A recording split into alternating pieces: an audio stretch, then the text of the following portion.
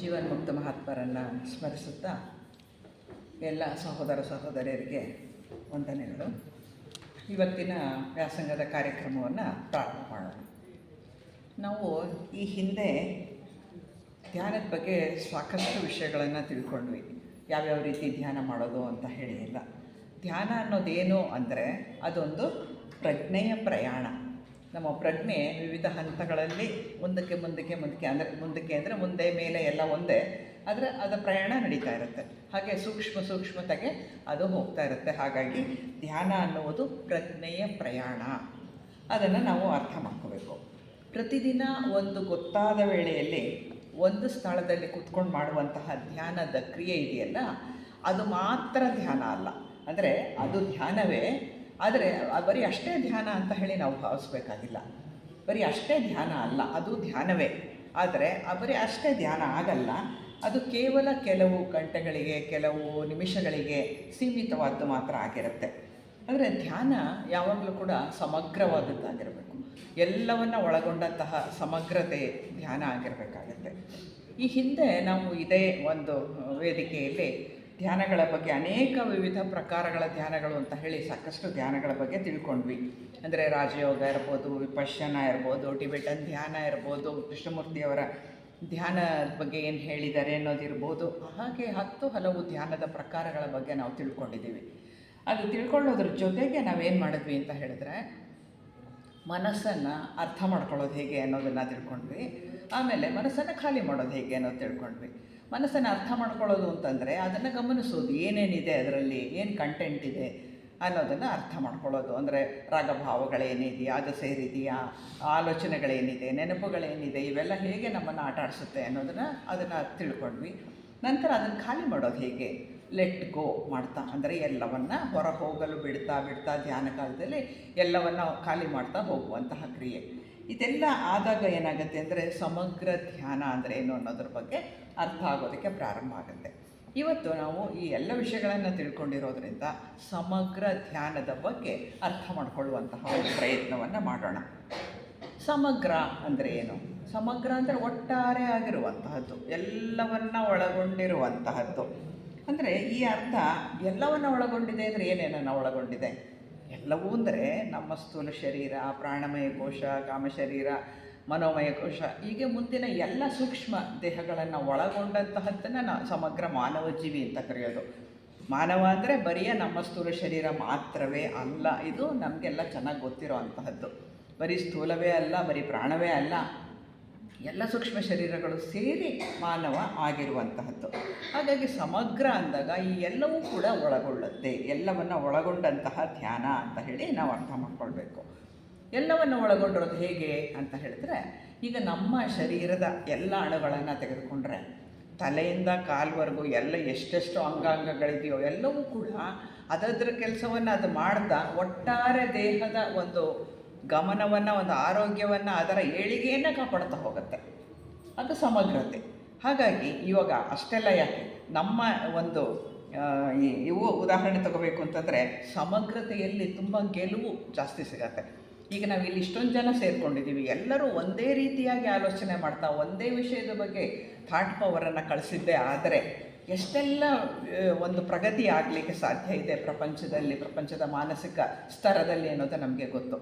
ಅದೇ ರೀತಿ ಇನ್ನೊಂದು ಉದಾಹರಣೆ ಅಂದರೆ, ನಿನ್ನೆ ರಾತ್ರಿ ನಮ್ಮ ಟೀಮ್ ಇಂಡಿಯಾ ಮಕ್ಕಳು ಎಷ್ಟು ಚೆನ್ನಾಗಿ ಒಗ್ಗಟ್ಟಾಗಿ, ಯಾರಿಗೂ ಒಬ್ಬರು ಪ್ರೈವೇಟಾಗಿ ಆಟ ಆಡಲಿಲ್ಲ, ಎಲ್ಲರೂ ಕೂಡ ದೇಶಕ್ಕಾಗಿ ಆಟಾಡಿ ಪ್ರತಿಯೊಬ್ಬರೂ ತಮ್ಮ ಪಾಲಿನ ಕರ್ತವ್ಯವನ್ನು ಸರಿಯಾಗಿ ನಿರ್ವಹಿಸಿದ್ರಿಂದ ಆದಂತಹ ಗೆಲುವು ಏನು ಅನ್ನೋದು ನಮಗೆ ಗೊತ್ತೇ ಇದೆ. ಸಮಗ್ರತೆ ಅಂದರೆ ಅದು, ಅಯ್ಯೋ ನನ್ನ ಪಾಡಿಗೆ ನಾನು ಆಡ್ತೀನಿ, ನಿನ್ನ ಪಾಡಿಗೆ ನೀನು ಆಡು ಅಂದರೆ ಅದು ಸಮಗ್ರತೆ ಆಗಲ್ಲ. ಸಮಗ್ರತೆ ಅಂದಾಗ ಇಲ್ಲಿರೋ ಇಷ್ಟೂ ಜನ ಒಟ್ಟಾಗಿ ನಾವು ಒಗ್ಗಟ್ಟಾಗಿ ಒಂದು ವಿಷಯವನ್ನು ಅರ್ಥ ಮಾಡಿಕೊಳ್ಳಲು ಮಾಡುವ ಪ್ರಯತ್ನವೂ ಸಮಗ್ರವೇ. ಹಾಗಾಗಿ ಸಮಗ್ರ ಧ್ಯಾನ ಅಂದಾಗ ಇಲ್ಲಿ ನಮ್ಮ ಎಲ್ಲ ಶರೀರಗಳು ಒಳಗೊಳ್ಳುತ್ತೆ. ಇದರಲ್ಲಿ ಬರಿಯ ಸ್ವಲ್ಪ ಹೊತ್ತು ಕೂತು ಮಾಡುವುದು ಮಾತ್ರವೇ ಧ್ಯಾನ ಅಲ್ಲ, ಅದು ಧ್ಯಾನವೇ. ಆದರೆ ಅದರ ಎಕ್ಸ್ಟೆನ್ಷನ್ ಆಗಬೇಕಾಗತ್ತೆ, ಸಮಗ್ರ ಧ್ಯಾನ ಆಗಬೇಕಾಗತ್ತೆ. ಧ್ಯಾನ ಅನ್ನೋದೇನು ಅಂದರೆ ನಮ್ಮ ಅಂತರಂಗವನ್ನು ಅರಿಯುವಂತಹ ಒಂದು ಕ್ರಿಯೆ, ಅಂತರಂಗವನ್ನು ಅರ್ಥ ಮಾಡಿಕೊಳ್ಳುವ ಕ್ರಿಯೆ. ಅದಕ್ಕಾಗಿ ಏನೇನು ಬೇಕು ಅಂದರೆ ಅದನ್ನು ಶೋಧಿಸುವಂತಹ ಕ್ರಮ, ಅಂತರಂಗದ ಶೋಧನೆ. ಅಂತರಂಗ ಅಂದರೆ ಬರಿಯ ಮನಸ್ಸು ಮಾತ್ರವೇ ಅಲ್ಲ, ಮುಂದಕ್ಕೆ ಕೂಡ ನಾವು ಅದನ್ನು ಶೋಧನೆ ಮಾಡ್ತಾ ಹೋಗಬೇಕಾಗತ್ತೆ. ಇದರ ಜೊತೆಗೆ ನಮ್ಮ ಸ್ಥೂಲ ದೇಹ ಅತ್ಯಂತ ಸೂಕ್ಷ್ಮವಾಗಿರಬೇಕಾಗ್ತದೆ. ಇಲ್ಲದಿದ್ದರೆ ಧ್ಯಾನ ಸಾಧ್ಯ ಇಲ್ಲ. ನಮ್ಮ ಆಚಾರ ವಿಚಾರ, ನಮ್ಮ ನಡೆ ನುಡಿ, ನಾವು ಹೇಗೆ ಇನ್ನೊಬ್ಬರ ಜೊತೆ ಬಿಹೇವ್ ಮಾಡ್ತೀವಿ, ಪ್ರತಿಯೊಂದು ಕೂಡ ಇಲ್ಲಿ ಲೆಕ್ಕಕ್ಕೆ ಬರುತ್ತೆ. ಯಾವುದೋ ಲೆಕ್ಕಕ್ಕೆ ಬರದೇ ಇರೋ ಅಂತಹದ್ದು ಏನೂ ಇಲ್ಲವೇ ಇಲ್ಲ. ಎಲ್ಲವೂ ಒಟ್ಟಾಗಿ ಸೇರುತ್ತೆ. ಈ ಎಲ್ಲವೂ ಕೂಡ ಸರಿಯಾದ ಕ್ರಮದಲ್ಲಿ ಇರಬೇಕಾಗತ್ತೆ. ನಮ್ಮ ಆಹಾರ, ಅದ್ರ ಬಗ್ಗೆನೂ ಸಾಕಷ್ಟು ವಿಷಯಗಳಲ್ಲಿ ನಾನು ಆಹಾರದ ಬಗ್ಗೆ ಹೇಳ್ತಾನೆ ಇರ್ತೇನೆ. ಆಹಾರ ಸಾತ್ವಿಕವಾದದ್ದಾಗಿರಬೇಕು, ಹಿತಮಿತವಾದದ್ದಾಗಿರಬೇಕು. ಸಾತ್ವಿಕವಾಗಿದೆ ಅಂತ ಹೇಳಿ ತುಂಬ ಉಪಯೋಗಿಸೋದು ಕೂಡ ಸಲ್ಲದು. ನಮ್ಮ ಶರೀರಕ್ಕೆ ಎಷ್ಟು ಅಗತ್ಯವಿದೆ ಅಷ್ಟು ಮಾತ್ರ ಆಹಾರ ಸಾಕು. ಅದು ಅತ್ಯಂತ ಸಾತ್ವಿಕವಾಗಿರಲಿ, ಸರಳವಾಗಿರಲಿ. ಇದು ಆಹಾರ ಕ್ರಮ. ಈ ಆಹಾರ ಹೀಗಿರೋದ್ರ ಜೊತೆಗೆ ನಮ್ಮ ಯೋಗಾಸನ, ಪ್ರಾಣಾಯಾಮ, ನಡಿಗೆ ಇಂತಹದ್ದನ್ನೆಲ್ಲ ನಾವು ಇಟ್ಕೋಬೇಕಾಗತ್ತೆ. ಯಾಕೆಂದರೆ ನಮ್ಮ ದೇಹ ಪಟುತ್ವ. ಮೊನ್ನೆ ಯಾರೋ ಒಬ್ಬರು ಡಾಕ್ಟ್ರ್ ಹೇಳ್ತಾಯಿದ್ರು, ಯಾಕೆ ನಡೀರಿ ಅಂತ ನಾವು ಹೇಳ್ತೀವಿ ಅಂದರೆ, ಮನುಷ್ಯ ಮಾಡಿರೋದೇ, ಅವನ 2 ಕಾಲುಗಳಿರೋದೇ ನಡೆಯೋದಕ್ಕಂತೆ. ನಡೆದಾಗ ಬ್ಯಾಲೆನ್ಸ್ ಸಿಗುತ್ತಂತೆ. ಬ್ಯಾಲೆನ್ಸ್ ಆಫ್ ದಿ ಮೈಂಡ್ ಕೂಡ ಸಾಧ್ಯ ಅಂತೆ. ಈ ವಿಷಯ ಹೊಸದಾಗಿತ್ತು ನನಗೆ. ನಿನ್ನೆನೋ ಮೊನ್ನೆನೋ ನಾನು ಇದನ್ನು ಕೇಳಿದಾಗ ಆಶ್ಚರ್ಯ ಅನ್ನಿಸ್ತು. ಇರಬಹುದು, ಬ್ಯಾಲೆನ್ಸ್ ಆಗತ್ತಂತೆ, ಎಲ್ಲವೂ ಬ್ಯಾಲೆನ್ಸ್ ಆಗ್ತಾ ಹೋಗುತ್ತಂತೆ. ಯಾಕೆಂದರೆ ಬ್ಯಾಲೆನ್ಸ್ ಮಾಡಿಕೊಂಡೇ ನಾವು ನಡೆಯೋದು. ಒಂದು ಕಾಲ ಮೇಲೆ ನಾವು ಭಾರ ಬಿಟ್ಟರೆ ವಾಲ್ತೀವಿ. ನಡಿಬೇಕಾದ್ರೆ 2 ಕಾಲನ್ನು ಸಮವಾಗಿ ಹಾಕಿದರೆ ಮಾತ್ರ ನಡಿಲಿಕ್ಕಾಗುತ್ತೆ, ಒಂದಾದ ನಂತರ ಒಂದು. ಅಂದರೆ ಬ್ಯಾಲೆನ್ಸಿಂಗ್ ದ ಬಾಡಿ ಅಂತಾರೆ. ಹಾಗೆಯೇ ಅದು ಬ್ಯಾಲೆನ್ಸಿಂಗ್ ದ ಮೈಂಡಿಗೆ ನಾವು ಖಂಡಿತವಾಗಿ ತೆಗೆದುಕೊಳ್ಬಹುದು. ಹೀಗೆ ಇವುಗಳನ್ನು ನಾವು ಇಟ್ಕೊಳ್ಬೇಕಾಗತ್ತೆ. ಅದಕ್ಕೋಸ್ಕರವಾಗಿ ನಡಿಗೆ ಅಥವಾ ವ್ಯಾಯಾಮ ಅಥವಾ ಯೋಗಾಭ್ಯಾಸ, ಯಾವುದಾದ್ರೂ ಒಂದು ಸ್ವಲ್ಪ ಚಟುವಟಿಕೆ ಶರೀರಕ್ಕೆ ಖಂಡಿತ ಅಗತ್ಯ. ಚಟುವಟಿಕೆ ಇದ್ದಾಗಲೇ ನಮ್ಮ ಮನಸ್ಸು ಕೂಡ ಚೆನ್ನಾಗಿರುವಂಥದ್ದು, ನಮ್ಮ ಮುಂದಿನ ಎಲ್ಲ ಕ್ರಿಯೆಗಳು ಕೂಡ ಸುಲಭವಾಗಿ ನಡೆಯುವಂತಹದ್ದು. ಹೀಗೆ ವ್ಯಾಯಾಮ ಮಾಡಬೇಕು, ನಡಿಗೆ ಮಾಡಬೇಕು, ಪ್ರಾಣಾಯಾಮ ಸ್ವಲ್ಪ ಇಟ್ಕೊಳ್ಬೇಕು. ಯಾಕೆಂದರೆ ಉಸಿರಾಟ ಚೆನ್ನಾಗಿ ಆದಷ್ಟು ಕೂಡ ನಾವು ಮೆದುಳಿನ ವಿಷಯದ ಬಗ್ಗೆ ಮಾತನಾಡುವಾಗ ನಾವು ತಿಳ್ಕೊಂಡಿದ್ದೇವೆ, ನಮ್ಮ ಶರೀರಕ್ಕೆ ಸಿಕ್ಕುವಂತಹ ಏನು ಎನರ್ಜಿ ಸಿಗುತ್ತೆ ಅದರಲ್ಲಿ 20% ಬ್ರೈನ್ಗೆ ಬೇಕು ಅನ್ನೋದನ್ನು ತಿಳ್ಕೊಳ್ತೀವಿ ನಾವು. ಹಾಗಾಗಿ ಪ್ರಾಣಾಯಾಮವನ್ನು ನಾವು ಮಾಡಿದಾಗ ಏನಾಗುತ್ತೆ, ಹೆಚ್ಚಿನ ಆಕ್ಸಿಜನ್ ಸಿಗುತ್ತೆ. ಹಾಗಾಗಿ ನಮ್ಮ ಬ್ರೈನ್ಗೆ ಹೆಚ್ಚಿನ ಶಕ್ತಿ ಒದಗುತ್ತೆ. ಹಾಗಾಗಿ ಅದನ್ನು ಕೂಡ ನಾವು ಇಟ್ಕೊಳ್ಬೇಕಾಗತ್ತೆ. ಅವಾಗ ಏನಾಗುತ್ತೆ ಅಂದರೆ, ಇದೆಲ್ಲವನ್ನು ಇಟ್ಕೊಂಡಾಗ ಧ್ಯಾನ ಮಾಡಲಿಕ್ಕೆ, ಕುಳಿತುಕೊಳ್ಳಲಿಕ್ಕೆ ನಮ್ಮ ದೇಹಕ್ಕೆ ಒಂದು ಪಟುತ್ವ ಸಿಗತ್ತೆ. 1 ಗಂಟೆಗಟ್ಟಲೆ ಕೂತ್ಕೊಳ್ಬಹುದು, ಒಂದು ಅರ್ಧ ಗಂಟೆ ಆದರೂ ಕೂತ್ಕೊಳ್ಳೋದು. ಮೊದಲು ಅಭ್ಯಾಸ ಮಾಡ್ತಾ ಹೋಗಬೇಕಾಗತ್ತೆ. ಅದನ್ನು ಆಸನ ಸಿದ್ಧಿ ಅಂತ ಕೂಡ ನಾವು ಕರಿತೇವೆ. ಹೀಗೆ ಪಟುತ್ವ ನಮ್ಮ ಶರೀರಕ್ಕೆ ಒದಗ್ತಾ ಹೋಗುತ್ತೆ ಈ ಎಲ್ಲ ಮಾಡೋದರಿಂದ. ಇವೆಲ್ಲ ಪ್ರಿಲಿಮಿನರೀಸ್, ಖಂಡಿತವಾಗಿ ಆಗಲೇಬೇಕಾದಂತಹದ್ದು. ಇನ್ನು ಆಸೆಗಳು ಅಥವಾ ರಾಗಭಾವಗಳ ಬಗ್ಗೆ ಹೇಳೋದಾದರೆ, ಅದ್ರ ಬಗ್ಗೆ ಕೂಡ ನಾವು ಸ್ವಲ್ಪ ಯೋಚನೆ ಮಾಡಬೇಕಾಗತ್ತೆ. ನಮ್ಮ ಕಾಮದೇಹದ ಪರಿಶುದ್ಧತೆ ಅತ್ಯಂತ ಅಗತ್ಯ. ಇಲ್ಲಿ ಯಾವುದು ಬೇಕೋ ಅದನ್ನು ಮಾತ್ರವೇ ಇಟ್ಕೊಳ್ಬೇಕು, ಯಾವುದು ಬೇಡ ಅದನ್ನು ನಾವು ಖಂಡಿತವಾಗಿ ಬೇಕು ಅಂತ ಹೇಳಿ ಅದರ ಹಿಂದೆ ಹೋಗೋ ಹಾಗಿಲ್ಲ. ಇನ್ನು ಪ್ರಾಣಾಯಾಮ ಕೂಡ ನಮ್ಮ ಮನಸ್ಸನ್ನು ಶಾಂತ ಮಾಡುತ್ತೆ. ನಮ್ಮ ಆಸೆಗಳನ್ನು ಒಂದು ಹಂತಕ್ಕೆ ಕಂಟ್ರೋಲ್ ಮಾಡಲಿಕ್ಕೆ ಕೂಡ ಅದು ಸಹಾಯ ಮಾಡುತ್ತೆ. ಮತ್ತು ನಮ್ಮ ಮನಸ್ಸು ಸೂಕ್ಷ್ಮ ಸ್ಥಿತಿಗೆ ಹೋಗಲಿಕ್ಕೆ ಪ್ರಾಣಾಯಾಮವೂ ಸಹಾಯ ಆಗುತ್ತೆ. ಆಶಾರಹಿತ ಜೀವನವೂ ಕಾರಣ ಆಗುತ್ತೆ. ಆಸೆಗಳಿಲ್ಲದೆ ಇದ್ದಾಗ ಮನಸ್ಸು ಸ್ವಲ್ಪ ಪ್ರಶಾಂತವಾಗಿರಲಿಕ್ಕೆ ಸಾಧ್ಯ ಆಗುತ್ತೆ. ಹೀಗೆ ನಾವು ಮುಂದುವರಿತೀವಿ. ಇನ್ನು ಸುಮ್ಮನೆ ಅನುಪಯುಕ್ತ ಕೆಲಸದಲ್ಲಿ ಹೆಚ್ಚು ಕಾಲ ವ್ಯಯ ಮಾಡೋದು ಬೇಕಾಗಿಲ್ಲ. ಅದು ಕೆಲಸ ಅದು ಬೇಕಾಗಿಲ್ಲ ಅಂತ ಗೊತ್ತಿರುತ್ತೆ, ಅದು ಅನುಪಯುಕ್ತ ಅಂತ. ಅದು ಕೆಲಸ ಮಾಡಿದ್ದೆ ಆ ಥರ ಮಾಡೋದು ಬೇಕಾಗಿಲ್ಲ. ಹಾಗಾಗಿ ಕೆಲಸದಲ್ಲಿ ಸುಮ್ಮನೆ ಸಮಯವನ್ನು ವೇಸ್ಟ್ ಮಾಡಬಾರ್ದು. ಸಮಯ ಯಾಕೆ ವೇಸ್ಟ್ ಮಾಡಬಾರ್ದು ಅಂದರೆ, ಅದಕ್ಕೆ ಹೇಳ್ತಾರೆ, ಕಳೆದು ಹೋದ ಕಾಲ ಮತ್ತೆ ಸಿಗೋದಿಲ್ಲ. ಒಂದೇ 1 ಸೆಕೆಂಡಿಗೆ ಹಿಂದಕ್ಕೆ ಹೋಗಿ ನೀವು ನೋಡೋಕ್ಕಾಗತ್ತಾ? ಖಂಡಿತ ಸಾಧ್ಯ ಇಲ್ಲ. ಕಾಲ ಮುಂದಕ್ಕೆ ಚಲಿಸುತ್ತೆ, ಅದು ಯಾವತ್ತೂ ಹಿಂದಕ್ಕೆ ಹೋಗಲ್ಲ. ಭರ್ತೃಹರಿ ವೈರಾಗ್ಯ ಶತಕ ಬರ್ತಿದ್ದಾರೆ, ಸಂಸ್ಕೃತ ಕವಿಯವರು. ಆ ವೈರಾಗ್ಯ ಶತಕದ ಒಂದೇ ಒಂದು ಶ್ಲೋಕ ನಾವು ನೋಡೋಣ ಹೇಗಿರುತ್ತೆ ಅಂತ ಹೇಳಿ. ಅವ್ರು ಹೇಳ್ತಾರೆ, ಕಾಲೋನ ಯಾತೋ ವಯಮೇವ ಯಾತಾಹ, ತಪೋನ ತಪ್ತಂ ವಯಮೇವ ತಪ್ತಾಹ, ಭೋಗಾನ ಭುಕ್ತ ವಯಮೇವ ಭುಕ್ತಾಹ, ತೃಷ್ಣಾನ ಜೀರ್ಣಃ ವಯಮೇವ ಜೀರ್ಣಾಹ ಅಂತ ಹೇಳ್ತಾರೆ. ಎಷ್ಟು ಚೆನ್ನಾಗಿದೆ ಗೊತ್ತಾ ಇದು. ಸಂಸ್ಕೃತ ಅರ್ಥ ಆಗೋರಿಗೆ ಭಾಳ ಖುಷಿ ಕೊಡೋವಂಥ ಒಂದು ಇದು. ಅವ್ರು ಹೇಳ್ತಾರೆ, ಭರ್ತೃಹರಿ ಕಾಲ ಕಳೆದು ಹೋಗಲಿಲ್ವಂತೆ, ಆ ಕಾಲದಲ್ಲಿ ನಾವು ಕಳೆದು ಹೋಗ್ಬಿಟ್ಟು ಅಂತೆ. ನಾವು ಕಳೆಯೋದೆ, ನಾವು ಕಾಲ ಅಲ್ಲ. ಕಾಲ ಅದ್ರ ಪಾಡಿಗೆ ಅದು ಹೋಗ್ತಾ ಇರುತ್ತೆ, ಕಳೆದು ಹೋಗೋದು ನಾವು. ಮತ್ತು ತಪಸ್ಸು ಆಚರಿಸಲಾಯಿತು ಅಂತ ನಾವು ಅಂದ್ಕೊತೀವಿ, ನಾನು ತಪಸ್ಸು ಮಾಡಿದೆ ಇಂತಿಂಥದ್ದು ಬಿಟ್ಟೆ ಅಂತ. ಇಲ್ಲಂತೆ, ನಾವೇ ಬೆಂದು ಹೋಗ್ಬಿಟ್ವಂತೆ, ತಪ್ತಾ ಬೆಂದು ಹೋಗ್ಬಿಟ್ವಿ ನಾವು ಅಂತಾರೆ. ಮತ್ತು ಭೋಗವು ಭೋಗಿಸಲ್ಪಡಲಿಲ್ಲ, ಆದರೆ ನಾವೇ ಭೋಗಿಸಲ್ಪಟ್ಟವು ಅಂತ ಹೇಳ್ತಾರೆ. ಅಂದರೆ ನಾವೇ ತಿನ್ನಲ್ಪಟ್ಟವರು ನಾವೇನೆ ಅಂತ. ಆಸೆ ಬತ್ತಲಿಲ್ಲ, ಬತ್ತಿ ಹೋದದ್ದು ನಾವುಗಳೇನೆ ಅಂತ ಹೇಳ್ತಾರೆ. ಎಷ್ಟು ಚೆನ್ನಾಗಿ ಹೇಳ್ತಾರೆ ಅಂದರೆ ಅದು ಸ್ವಲ್ಪ ವಿವರ ನೋಡೋಣ. ಕಾಲ ಕಳೆದು ಹೋಯ್ತು ಅಂತ ನಾವು ಯಾವಾಗಲೂ ಗೊಣಗ್ತಾ ಇರ್ತೀವಿ. ಅಯ್ಯೋ ಎಂಥ ಕಾಲ ಇತ್ತು ರೀ ಹಿಂದೆ, ಅಷ್ಟು ಚೆನ್ನಾಗಿತ್ತು, ಹಾಗಿತ್ತು, ಹೀಗಿತ್ತು, ಏನು ಹೇಳ್ತಾನೆ ಎಷ್ಟೋ ಕಾಲ ನಾವು ಒಂದು 10-15 ನಿಮಿಷಗಳ ಕಾಲ ಕಳೆದು ಬಿಡ್ತೀವಿ ಅಲ್ವಾ. ಕಾಲ ಕಳೆದೋಗಲಿಲ್ಲ. ಆ ಗೊಣಗಾಟದಲ್ಲಿ ಏನಾಯಿತು, ಕಾಲನ ಕಳೀತಿರೋದು ಯಾರೋ ನಾವು, ಕಳ್ಕೊಂಡ್ಬಿಡ್ತಾಯಿದ್ವಿ. ಅಷ್ಟು ಕಾಲ ಹೋಯ್ತಾ, ಅದ್ರ ಬದಲು ಬೇರೆ ಏನಾದರೂ ಉಪಯುಕ್ತ ಕೆಲಸ ಮಾಡ್ಬೋದಾಗಿತ್ತಾ, ಒಂದು ಪುಸ್ತಕ ಓದ್ಬೋದಾಗಿತ್ತಾ, ಒಂದು ಸ್ವಲ್ಪ ಹೊತ್ತು ಮೌನವಾಗಿ ಕೂತ್ಕೋಬೋದಾಗಿತ್ತಾ, ಮನಸ್ಸನ್ನು ಖಾಲಿ ಪಡ್ಬೋದಾಗಿತ್ತಾ, ಮಾಡಲ್ಲ. ಕಾಲ ಹಾಗಿತ್ತು ಹೀಗಿತ್ತು ಅಂತ ಕಾಲನ ಕಳೀತಾ ಇರ್ತೀವಿ. ಅದಕ್ಕೆ ನಾವೇ ಕಳೆದು ಹೋಗಿದ್ದು, ಅಲ್ಲಿ ಕಾಲ ಅಲ್ಲ ಕಳೆದಿದ್ದು. ಇನ್ನು ತಪಸ್ಸು ಮಾಡ್ತೀವಿ ಅಂತ ಹೇಳ್ಕೊತೀವಿ, ನಾನು ಅದನ್ನು ಬಿಟ್ಬಿಡ್ತೀನಿ, ಈ ಆಸೆ ಬಿಟ್ಬಿಡ್ತೀನಿ, ಹಾಗೆ ಮಾಡ್ತೀನಿ, ಹೀಗೆ ಮಾಡ್ತೀನಿ ಅಂತ ಏನೇನೋ ನಮ್ಮ ಒಂದು ಹೊಸ ವರ್ಷದ ರೆಸಲ್ಯೂಷನ್ಸ್ ಎಲ್ಲ ಹಾಕ್ಕೊಂಡ್ಬಿಡ್ತೀವಿ. ಎಲ್ಲ ಹಾಕ್ಕೊಂಡು ಮಾಡಿದ್ದೆ ಏನಾಯಿತು, ನಾವೇ ಬೆಂದು ಹೋಗ್ತಾ ಇದ್ದೀವಿ. ಅದರಿಂದ ಅದಾಗಿಲ್ಲ, ಅದಾಗಿಲ್ಲ. ಅಟೆನ್ಷನ್ ಏನು ಮಾಡುತ್ತೆ, ನಮ್ಮನ್ನೇ ಬೇಯಿಸ್ಬಿಡುತ್ತೆ ಅಲ್ವಾ. ಹಾಗಾಗಿ ಅದಾಯಿತು. ಇನ್ನು ಭೋಗದ ಬಗ್ಗೆ ಹೇಳ್ತಾರೆ. ಭೋಗ ನಮಗೆ ಬೇಡವಾ ಅಂದರೆ ಬೇಕಾಗಿದೆ. ಭೋಗ ಇಲ್ಲದೆ ಶರೀರ ಇರಲ್ಲ. ನಾವೇನಾದರೂ ಆಹಾರ ಸ್ವೀಕರಿಸಿದ್ರೆ ತಾನೇ ನಮ್ಮ ಶರೀರ ಇರೋವಂಥದ್ದು, ಬೇಕಾಗತ್ತೆ. ಆದರೆ ಅದು ಎಷ್ಟು ಮಟ್ಟಿಗೆ ಅಗತ್ಯ ಅನ್ನೋದು ನಮ್ಮ ಗಮನದಲ್ಲಿ ಇರಬೇಕಾಗ್ತದೆ. ನಮ್ಮ ಆಹಾರ ನಮ್ಮ ಜೀವನದ ಒಂದು ಅತ್ಯಂತ ಅಗತ್ಯವಾದಂತಹ ವಿಷಯ. ಅದನ್ನು ಯಾರೂ ಇಲ್ಲ ಅಂತ ಹೇಳೋಕ್ಕಾಗಲ್ಲ. ಆಹಾರ ಇಲ್ಲದಲ್ಲೇ ಎಷ್ಟು ದಿನ ಇರೋಕ್ಕಾಗತ್ತೆ, ಒಂದು ಸ್ವಲ್ಪ ದಿನ ಇರ್ಬೋದು, ಅಷ್ಟೇ ಹೊರತು ಇರೋಕ್ಕಾಗೋದಿಲ್ಲ. ಹಾಗಾಗಿ ಇದೊಂದು ಬರೀ ಅಗತ್ಯ ಅಂತ ಹೇಳಿ ನಮಗೆ ಅನಿಸಿದ್ದರೆ, ಅದು ಬರೀ ಅಗತ್ಯ, ನಮ್ಮ ಶರೀರಕ್ಕೆ ಬೇಕಾದ್ದು ಅಂತ ನಮಗನ್ಸಿದ್ದಿದ್ರೆ ನಮ್ಮ ಆಹಾರದಲ್ಲಿ ಇಷ್ಟೊಂದು ವೈವಿಧ್ಯಮಯ ರುಚಿಗಳಿರ್ತಿತ್ತಾ? Question mark. ನಾವೇ ಹಾಕ್ಕೊಳ್ಳೋಣ ಕ್ವಶನ್ ಮಾರ್ಕ್, ಬೇರೆ ಯಾರು ಹಾಕೋದು ಬೇಡ, ನಾವೇ ಹಾಕ್ಕೊಂಡು ಇಷ್ಟೊಂದು ವೈರುಧ್ಯ ಇರ್ತಿತ್ತಾ? ಇಷ್ಟೊಂದು ವೈರುಧ್ಯ ನಮಗೆ ಬೇಕಾಗಿತ್ತಾ? ಸರಳವಾದಂತಹ ಆಹಾರವನ್ನು ಮಾಡಿ ಸ್ವೀಕರಿಸ್ಬಿಟ್ಟು ಮುಗಿಸ್ಬಿಟ್ಟು ಮಧ್ಯಾಹ್ನ ಹಸಿವಾಯ್ತಾ ಏನಾದ್ರು ಮಾಡ್ಕೊಳ್ಳಿ ತಿನ್ನೋದು, ಈ ಥರ ಮಾಡ್ಬೋದಾಗಿತ್ತಲ್ವಾ ಅಂತ ಯೋಚನೆ ಮಾಡಬೇಕಾಗತ್ತೆ. ಭಾರತೀಯ ಪಾಕ ಪದ್ಧತಿ ಎಷ್ಟು ವೈವಿಧ್ಯಮಯವಾಗಿದೆ ಅಂತ ಹೇಳಿದ್ರೆ, ಭರ್ತೃಹರಿ ಆ ಕಾಲದಲ್ಲೇ ಅದನ್ನು ಪಟ್ಟಿ ಮಾಡ್ತಾರೆ.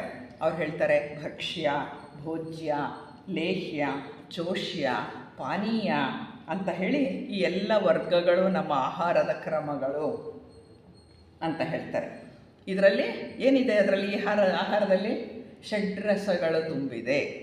ಷಡ್ರಸ ಅಂದರೆ ಅದು ನಮಗೆ ಗೊತ್ತಿದೆ ಅಲ್ಲ, ಉಪ್ಪು, ಖಾರ, ಹುಳಿ, ಸಿಹಿ, ಕಹಿ, ಒಗರು, ಈ ಎಲ್ಲ ಸೇರಿ ಏನಾಯಿತು 6 ರಸಗಳು, ಷಡ್ರಸಗಳು.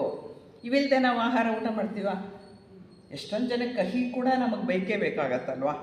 ಕಹಿನೂ ಬೇಕು, ಒಗರನ್ನೂ ಉಪಯೋಗಿಸ್ತೇವೆ, ಸಿಹಿ, ಉಪ್ಪು, ಹುಳಿ, ಖಾರ ಇದ್ದದ್ದೇ, ಅದನ್ನು ಬಿಟ್ಟಿರೋದೇ ಇಲ್ಲ. ಹೀಗೆ ನಾವು ಉಪಯೋಗಿಸ್ತೇವೆ. ಇವೆಲ್ಲದರಿಂದ ಕೂಡಿರುವಂಥ ಆಹಾರವನ್ನು ನಮ್ಮ ಭಾರತೀಯ ಆಹಾರ ಪದ್ಧತಿಯಲ್ಲಿ ನಾವು ತೆಗೆದುಕೊಳ್ತೇವೆ. ಹಾಗಾಗಿ ಇದನ್ನೇನಂತ ಕರೀತಾರೆ, ಭರ್ತೃಹರಿ ಭೋಗ ಅಂತ ಕರೀತಾರೆ. ಇದು ಯೋಗ ಅಲ್ಲ, ಭೋಗ ಇದನ್ನೆಲ್ಲ ತಗೊಳ್ಳೋದು ಅಂತ. ಆಮೇಲೆ ಅದ್ರ ಜೊತೆಗೆ ಇನ್ನೊಂದು ವಿಷಯ ಹೇಳ್ತಾರೆ, ಗಪ ಅಂತ ಆಹಾರ ತಿಂದುಬಿಟ್ರೆ, ಬಡಿಸಿದ್ದಾರೆ ಸರಿ ತಿಂದುಬಿಡೋದು, ಸುಮ್ಮನೆ ಹಿಂದೆ ಮುಂದೆ ನೋಡೋದಿಲ್ಲ, ತಿಂದುಬಿಡೋದು ಅಷ್ಟೇ ಅಂತ ಹೇಳಿದ್ರೆ ಅದರ ರುಚಿ ನಿಮಗೆ ಸಿಕ್ಕೋದಿಲ್ಲ, ಅದರ ಉಪಯೋಗ ನಿಮ್ಮ ಶರೀರಕ್ಕೆ ಸಿಕ್ಕೋದಿಲ್ಲ ಅಂತ ಹೇಳ್ತಾರೆ. ಒಂದೊಂದು ತುತ್ತನ್ನು ಗಮನಿಸಿ ಆಸ್ವಾದಿಸಿ ತಿಂದಾಗ ಶರೀರಕ್ಕೆ ಎಷ್ಟು ಬೇಕೋ ಅಷ್ಟೇ ಆಹಾರ ತಗೊಳ್ತೇವೆ, ಅದಕ್ಕೆ ಮೀರಿದಂಥ ಆಹಾರವನ್ನು ತೆಗೆದುಕೊಳ್ಳೋದಿಲ್ಲ. ಅವಾಗೇನಾಗುತ್ತೆ ಅಂದರೆ ನಮ್ಮ ಶರೀರಕ್ಕೂ ಪೋಷಣೆ ಸಿಗತ್ತೆ, ಜೊತೆಗೆ ನಮ್ಮ ಮನಸ್ಸಿಗೂ ಪೋಷಣೆ ಸಿಗುತ್ತೆ. ಇಲ್ಲಿ ಬರೀ ಶರೀರಕ್ಕೆ ಹೇಳಲ್ಲ, ಶರೀರದ ಜೊತೆಗೆ ಮನಸ್ಸಿಗೂ ಪೋಷಣೆ ಸಿಗುತ್ತೆ ಅಂತ ಹೇಳ್ತಾರೆ. ಮತ್ತು ದೇಹ ಮತ್ತು ಇಂದ್ರಿಯಗಳಿಗೆ ತೃಪ್ತಿ ಸಿಗತ್ತೆ. ಅದಿಲ್ಲದೆ ಇದ್ದರೆ ಭೋಗ ಅನ್ನಿಸ್ಕೊಳ್ಳುತ್ತೆ. ತೃಪ್ತಿ ಸಿಗುವಂತಹ ಆಹಾರ ಅದು ಯೋಗ. ಯಾವುದು ತೃಪ್ತಿ ಸಿಗಲ್ಲ, ಇನ್ನೂ ಬೇಕು ಅನಿಸುತ್ತೆ, ಅದು ಭೋಗ ಅಂತ ಹೇಳ್ತಾರೆ. ಅಂದರೆ ನಾವು ಸೇವಿಸುವಂತಹ ಆಹಾರವನ್ನು ಭಗವಂತನಿಗೆ ಅರ್ಪಿಸಬೇಕು ಕೃತಜ್ಞತೆಯಿಂದ. ತಟ್ಟೆ ಮುಂದೆ ಕೂತ್ಕೊಂಡು ಕೂಡಲೇ ತಿಂದುಬಿಡೋದಲ್ಲ. ಒಂದು ಪ್ರೇಯರು, ನೋಡಪ್ಪ ಇಷ್ಟು ಕೊಟ್ಟಿದೆಯಾ, ಇದಕ್ಕೆ ಯಾವ್ಯಾವ ರೈತ ಎಲ್ಲೆಲ್ಲಿ ಕಷ್ಟಪಟ್ಟಿದ್ದಾನೆ ಗೊತ್ತಿಲ್ಲ. ತೊಗರಿಬೇಳೆ ಎಲ್ಲಿಂದನೋ ಬರುತ್ತೆ, ಅಕ್ಕಿ ಎಲ್ಲಿಂದನೋ ಬರುತ್ತೆ, ತರಕಾರಿ ಎಲ್ಲಿಂದನೋ ಬರುತ್ತೆ, ಅದಕ್ಕೆ ಹಾಕೋ ಮಸಾಲೆ ಪದಾರ್ಥಗಳು ಎಲೆಯಿಂದ ಬರ್ತಾವೋ ನಮಗೆ ಗೊತ್ತಿಲ್ಲ. ಎಲ್ಲರಿಗೂ ಒಂದು ನಮಸ್ಕಾರ. ಅದನ್ನು ಬೆಳೆದಂತಹ ಭೂತಾಯಿ ಆಕೆಗೊಂದು ನಮಸ್ಕಾರ ಬೇಡವಾ? ಈ ಎಲ್ಲ ಕೃತಜ್ಞತೆಗಳೊಂದಿಗೆ ಭಗವಂತನನ್ನು ಇದೆಲ್ಲ ನನಗೆ ಕೊಟ್ಟಿದೆಯಾ, ಒದಗಿಸ್ಕೊಟ್ಟಿದೆಯಾ ಈ ಹೊತ್ತಿಗೆ ನೀನು ನನಗೆ ಅಂತ ಹೇಳಿ ಭಗವಂತನ ನೆನೆಸ್ಕೊಳ್ದಲೇ ನಾವು ಊಟ ಮಾಡ್ತೀವ? ಮಾಡಲ್ಲ. ಯಾಕೆಂದರೆ ಇಲ್ಲೋ ನಾವು ಮಂತ್ರ ಪಠಿಸಿಯೇ ಏನನ್ನಾದರೂ ಸ್ವೀಕರಿಸೋದು. ಹಾಗಾಗಿ ಅದು ಇರಬೇಕು ಅಂತ ಹೇಳ್ತಾರೆ. ಆಗ ಅದು ಪ್ರಸಾದ ಅಂತ ಅನ್ನಿಸ್ಕೊಳ್ಳುತ್ತೆ. ಆ ಪ್ರಸಾದವೇ ನಮ್ಮ ಶರೀರದ ಒಂದು ಉನ್ನತಿಗೆ ಕಾರಣವಾಗತ್ತೆ. ಅಂದರೆ ಅದನ್ನು ಯಾವ ರೀತಿ ಇಡಬೇಕೋ ಆ ರೀತಿಯಾಗಿ ಇಡ್ತಾ ಹೋಗತ್ತೆ. ಹಾಗಾಗಿ ಎಲ್ಲವೂ ಕೂಡ ಭಗವಂತನ ಪ್ರಸಾದವೇ ಅಂತ ಹೇಳಿ ನಾವು ಸ್ವೀಕರಿಸಿದಾಗ ಏನಾಗುತ್ತೆ, ಅದು ಭೋಗ ಆಗಲ್ಲ, ಅದು ಯೋಗ ಆಗತ್ತೆ, ಅದು ಆಹಾರವಾಗತ್ತೆ. ಅದೇ ರೀತಿ ಆಸೆಗಳನ್ನು ಕೂಡ ಅದೇ ರೀತಿ ನಾವು ನೋಡಬೇಕಾಗತ್ತೆ. ನಾವು ತೀರಿಸ್ತಾನೇ ಇದ್ದರೆ ಯಾವ ಆಸೆ ಕೂಡ ಮುಗಿಯೋದೇ ಇಲ್ಲ. ಇನ್ನಷ್ಟು ಹುಟ್ಟುತ್ತಾ ಇರುತ್ತೆ, ಇನ್ನಷ್ಟು ಆಸೆಗಳು ಹುಟ್ಟುತ್ತಾನೆ ಇರುತ್ತೆ, ಮುಗಿಯೋದಿಲ್ಲ. ನೋಡಿ ಪ್ರಯತ್ನ ಮಾಡಿ ನೋಡಿ, ಇಂಥ ಒಂದು ಆಸೆ ಆಯಿತು ಅದನ್ನು ತೀರಿಸ್ತೀನಿ ಸಾಕು ಮುಗ್ದೋಗ್ಬಿಡುತ್ತೆ ಅಂದರೆ ಮುಗಿಯಲ್ಲ, ಅದು ಪಟ್ಟಿ ಬೆಳೀತಾನೆ ಹೋಗುತ್ತೆ. ಹಾಗಾಗಿ ತೀರಿಸ್ತಾ ಹೋದರೆ ಆಸೆಗಳು ತೀರಲ್ಲ. ತೀರೋದು ಯಾರು? ನಾವು ತೀರೋಗ್ತೀವಿ, ಅಷ್ಟೇ ಆಗೋದು. ಹಾಗಾಗಿ ಅವುಗಳಿಂದ ನಾವೇ ಬತ್ತುತ್ತೇವೆ, ಆಸೆಗಳು ಬತ್ತುವುದಿಲ್ಲ. ಭರ್ತೃಹರಿ ಹೇಳೋದು, ಭಗವಾನ್ ಬುದ್ಧರು ಏನು ಹೇಳಿದ್ರು, ಆಸೆಯೇ ದುಃಖಕ್ಕೆ ಮೂಲ ಅಂದರು. ಅದು ಇಲ್ಲಿ ಕೂಡ ಸತ್ಯವೇ. ಹಾಗಾಗಿ ಬಂದದ್ದನ್ನು ಬಂದ ಹಾಗೆ ಸ್ವೀಕರಿಸಿದಾಗ, ಎಲ್ಲವನ್ನ ಭಗವಂತನ ಇಚ್ಛೆ ಅಂದಾಗ ಅದು ಯೋಗವಾಗತ್ತೆ, ಅದು ಭೋಗವಾಗೋದಿಲ್ಲ. ಇದು ಭರ್ತೃಹರಿ ಹೇಳುವಂಥ ವಿಷಯ. ಇನ್ನು ನಮ್ಮ ಮನಸ್ಸು ಅದು ಕೂಡ ಅತ್ಯಂತ ಪ್ರಶಾಂತ ಸ್ಥಿತಿಯನ್ನು ಪಡಿಬೇಕು. ಅದಕ್ಕಾಗಿ ನಾವು ಈಗಾಗಲೇ ಹಿಂದಿನ ವಾರಗಳಲ್ಲಿ ಮನಸ್ಸನ್ನು ಅರ್ಥ ಮಾಡ್ಕೊಳ್ಳೋದು ಹೇಗೆ, ಮನಸ್ಸನ್ನು ಖಾಲಿ ಮಾಡೋದು ಹೇಗೆ ಅನ್ನೋದ್ರ ಬಗ್ಗೆ ನಾವು ತಿಳ್ಕೊಂಡಿದ್ದೇವೆ. ಅದ್ರ ಜೊತೆಗೆ ನಮ್ಮ ಮನಸ್ಸು ಏನಾಗುತ್ತೆ, ಖಾಲಿ ಆಗ್ತಾ ಹೋದಕ್ಕೆ, ಸೂಕ್ಷ್ಮವಾಗ್ತಾ ಹೋದಂತೆ ರಿಸೆಪ್ಟಿವ್ ಸ್ಟೇಟಿಗೆ ಬರುತ್ತೆ. ಅಂದರೆ ಹೈಯರ್ ಇರುವಂತಹ ಫೋರ್ಸ್ಗಳನ್ನು ಹಿಡಿಯುವ ಶಕ್ತಿ ಬರುತ್ತೆ, ಅದನ್ನು ಸ್ವೀಕರಿಸುವ ಒಂದು ಶಕ್ತಿ ಬರುತ್ತೆ. ಧ್ಯಾನ ಮಾಡೋದಕ್ಕೆ ಸಿದ್ಧವಾಗುತ್ತೆ ನಮ್ಮ ಮನಸ್ಸು. ಇದೆಲ್ಲ ಆದಾಗ ಈ ಸ್ಥಿತಿ ನಮಗೆ ಬರುತ್ತೆ. ಆಧ್ಯಾತ್ಮ ಅನ್ನೋವಂತಹದ್ದು ಅನುಭವ ವೇದ್ಯವಾದಂತಹದ್ದು. ಅದನ್ನು ಸುಮ್ಮನೆ ಓದಿ ತಿಳ್ಕೊಳ್ಳೋದಾಗಲಿ ಕೇಳಿ ತಿಳ್ಕೊಳ್ಳೋದಾಗಲಿ ಮಾಡಲಿಕ್ಕಾಗೋದಿಲ್ಲ. ಇಲ್ಲಿ ಅನುಭವವೇ ಮುಖ್ಯ. ನನಗೇನು ಅನುಭವ ಆಯಿತು ಅನ್ನೋದಷ್ಟೇ ನಮಗೆ ಬಹಳ ಮುಖ್ಯವಾಗತ್ತೆ. ಧ್ಯಾನದಿಂದ ಮಾತ್ರ ಈ ಅನುಭವ ಸಾಧ್ಯ ಆಗೋದು. ಧ್ಯಾನ ಇಲ್ಲದಿದ್ದರೆ ಅನುಭವ ಸಾಧ್ಯ ಆಗೋದಿಲ್ಲ. ಈ ಪ್ರಕೃತಿಯಲ್ಲಿ ಕೂತಿದ್ದಾಗ ಹಾಗಾಯಿತು ಹೀಗಾಯಿತು ಅಂತಾರೆ. ಆ ವೇಳೆಯಲ್ಲಿ ಏನಾಯಿತು, ಕೆಲವು ಮಹಾತ್ಮರ ಗ್ರಂಥಗಳನ್ನು, ಅವರ ಚರಿತ್ರೆಗಳನ್ನು ಓದ್ತಾ ಇದ್ದಾರೆ. ಇಂಥ ಕಡೆ ಕೂತಿದ್ದೆ, ಹಾಗೇ ಇದಾಗೋಯ್ತು, ನನಗೇನೋ ಒಂದು ಅನುಭವ ಆಯಿತು. ಯಾತಕ್ಕಾಯಿತು? ಅಲ್ಲವರು ಧ್ಯಾನಸ್ಥರಾಗಿದ್ದರು, ಮನಸ್ಸು ಕೆಲಸ ಮಾಡ್ತಿರಲಿಲ್ಲ. ಆ ಸ್ಥಿತಿನಲ್ಲಾದಂತಹ ಅನುಭವವೇ ಅವರದ್ದು ಆಧ್ಯಾತ್ಮಿಕ ಅನುಭವ ಆಗಿರ್ತದೆ. ಧ್ಯಾನ ಅಂದರೆ ಅದೇನೇ, ಈ ಅನುಭವ ವೇದ್ಯವಾದಂತಹದ್ದು. ಧ್ಯಾನ ಅಂದರೆ ಅದು ಹೀಗೆ ಇರಬೇಕು, ಹಾಗೇ ಇರಬೇಕು ಅಂತ ಯಾರ್ಯಾರು ಏನೇನೋ ಹೇಳ್ತಾರೆ. ಆದರೆ ಶರಣರು ಹೇಳ್ತಾರೆ ಒಂದು ಪದ್ಯದಲ್ಲಿ, ಒಂದು ವಚನದಲ್ಲಿ. ಅದನ್ನು ಕೇಳಿದ್ರೆ ಧ್ಯಾನಕ್ಕೆ ಬೇರೆ ಯಾವುದೇ ಒಂದು ಡೆಫಿನಿಷನ್ ಕೊಡಬೇಕು ಅನಿಸಲ್ಲ. ಏನು ಹೇಳ್ತಾರೆ ಗೊತ್ತಾ? ಮಾತೆ ವಿಯೋಗದ ಶಿಶುವಿನ ಧ್ಯಾನದಂತಿತ್ತು. ಹೇಗೆ? ಮಾತೆ ವಿಯೋಗದ ಶಿಶುವಿನ ಧ್ಯಾನದಂತಿತ್ತು. ತಾಯಿ ಇಲ್ಲ ಹತ್ರ, ಎಳೆ ಮಗು, ಅದು ಗೊತ್ತಿರೋದು ಏನಿಲ್ಲ, ಅಮ್ಮನ ಅಪ್ಪಗೆ ಒಂದೇ. ಎಷ್ಟು ಹಠ ಮಾಡುತ್ತೆ, ಎಷ್ಟು ಆಳುತ್ತೆ, ಅದು ಯಾವ ರೀತಿ ಧ್ಯಾನ ಮಾಡುತ್ತೆ. ಅದು ಅಮ್ಮ ಬಿಟ್ಟರೆ ಬೇರೆ ಏನೂ ಗೊತ್ತೇ ಇಲ್ಲ ಅದಕ್ಕೆ. ಆ ರೀತಿ ಇದ್ದಾಗ ಅದು ಧ್ಯಾನ ಆಗೋದು. ಇನ್ನೇನೂ ಇಲ್ಲ ನನಗೆ, ನೀನೇ ಎಲ್ಲ ಅಂತ ದೇವರಲ್ಲಿ ನಾವು ಈ ಮಾತೆ ವಿಯೋಗದ ಶಿಶು ಹೇಗೆ ಧ್ಯಾನ ಮಾಡುತ್ತೆ ಹಾಗೆ ಧ್ಯಾನ ಮಾಡಬೇಕು ಅಂತಾರೆ. ಅಂದರೆ ಸಣ್ಣ ಮಗುವಿಗೆ ತಾಯಿ ಹೇಗೆ ಸರ್ವಸ್ವೋ, ನಮಗೆ ಭಗವಂತ ಸರ್ವಸ್ವ. ಆ ತಾಯಿ ಇಲ್ದಲೇ ಹೋದರೆ ಹೇಗೆ ಏಕಾಗ್ರತೆಯಿಂದ ತಾಯಿಯನ್ನು ಮಗು ನೆನೆಸ್ಕೊಳ್ಳುತ್ತೋ, ತಾಯಿಯನ್ನು ಬಿಟ್ಟು ಬೇರೆ ಏನು ಬೇಡುವೋ, ಅದೇ ಶಿಶುವಿನ ಧ್ಯಾನ. ಆ ಶಿಶುವಿನ ಧ್ಯಾನ ನಮ್ಮದಾಗಬೇಕು. ನಾವು ನೆನೆಸ್ಕೋಬೇಕಾಗಿರೋದು ನಮ್ಮ ತಾಯಿ ಭಗವಂತ, ಅವನನ್ನೇ ನೆನೆಸ್ಕೋಬೇಕಾಗಿರುವಂಥದ್ದು. ಹಾಗೆ ಆದಾಗ ಅದು ಸಮಗ್ರ ಧ್ಯಾನ ಆಗುತ್ತೆ. ಬೆಳಗ್ಗೆ ಎದ್ದಾಗಿಂದ ನಾವು ಮಲಕ್ಕೊಳ್ಳೋವರೆಗೂ ಕೂಡ ಏನೇನು ಚಟುವಟಿಕೆಯನ್ನು ನಡೆಸ್ತೇವೋ, ಎಷ್ಟೊಂದು ಕೆಲಸ ಕಾರ್ಯಗಳಿರುತ್ತೆ. ಎಲ್ರಿಗೂ ಅವರವರದ್ದು ಕರ್ತವ್ಯಗಳಿರುತ್ತೆ, ಅವ್ರ ಜವಾಬ್ದಾರಿಗಳಿರುತ್ತೆ. ಎಲ್ಲವೂ ಎಲ್ರಿಗೂ ಇರೋ ಅಂಥದ್ದೇನೆ, ಅದರಲ್ಲಿ ಹೊಸ ವಿಷಯ ಏನಿಲ್ಲ.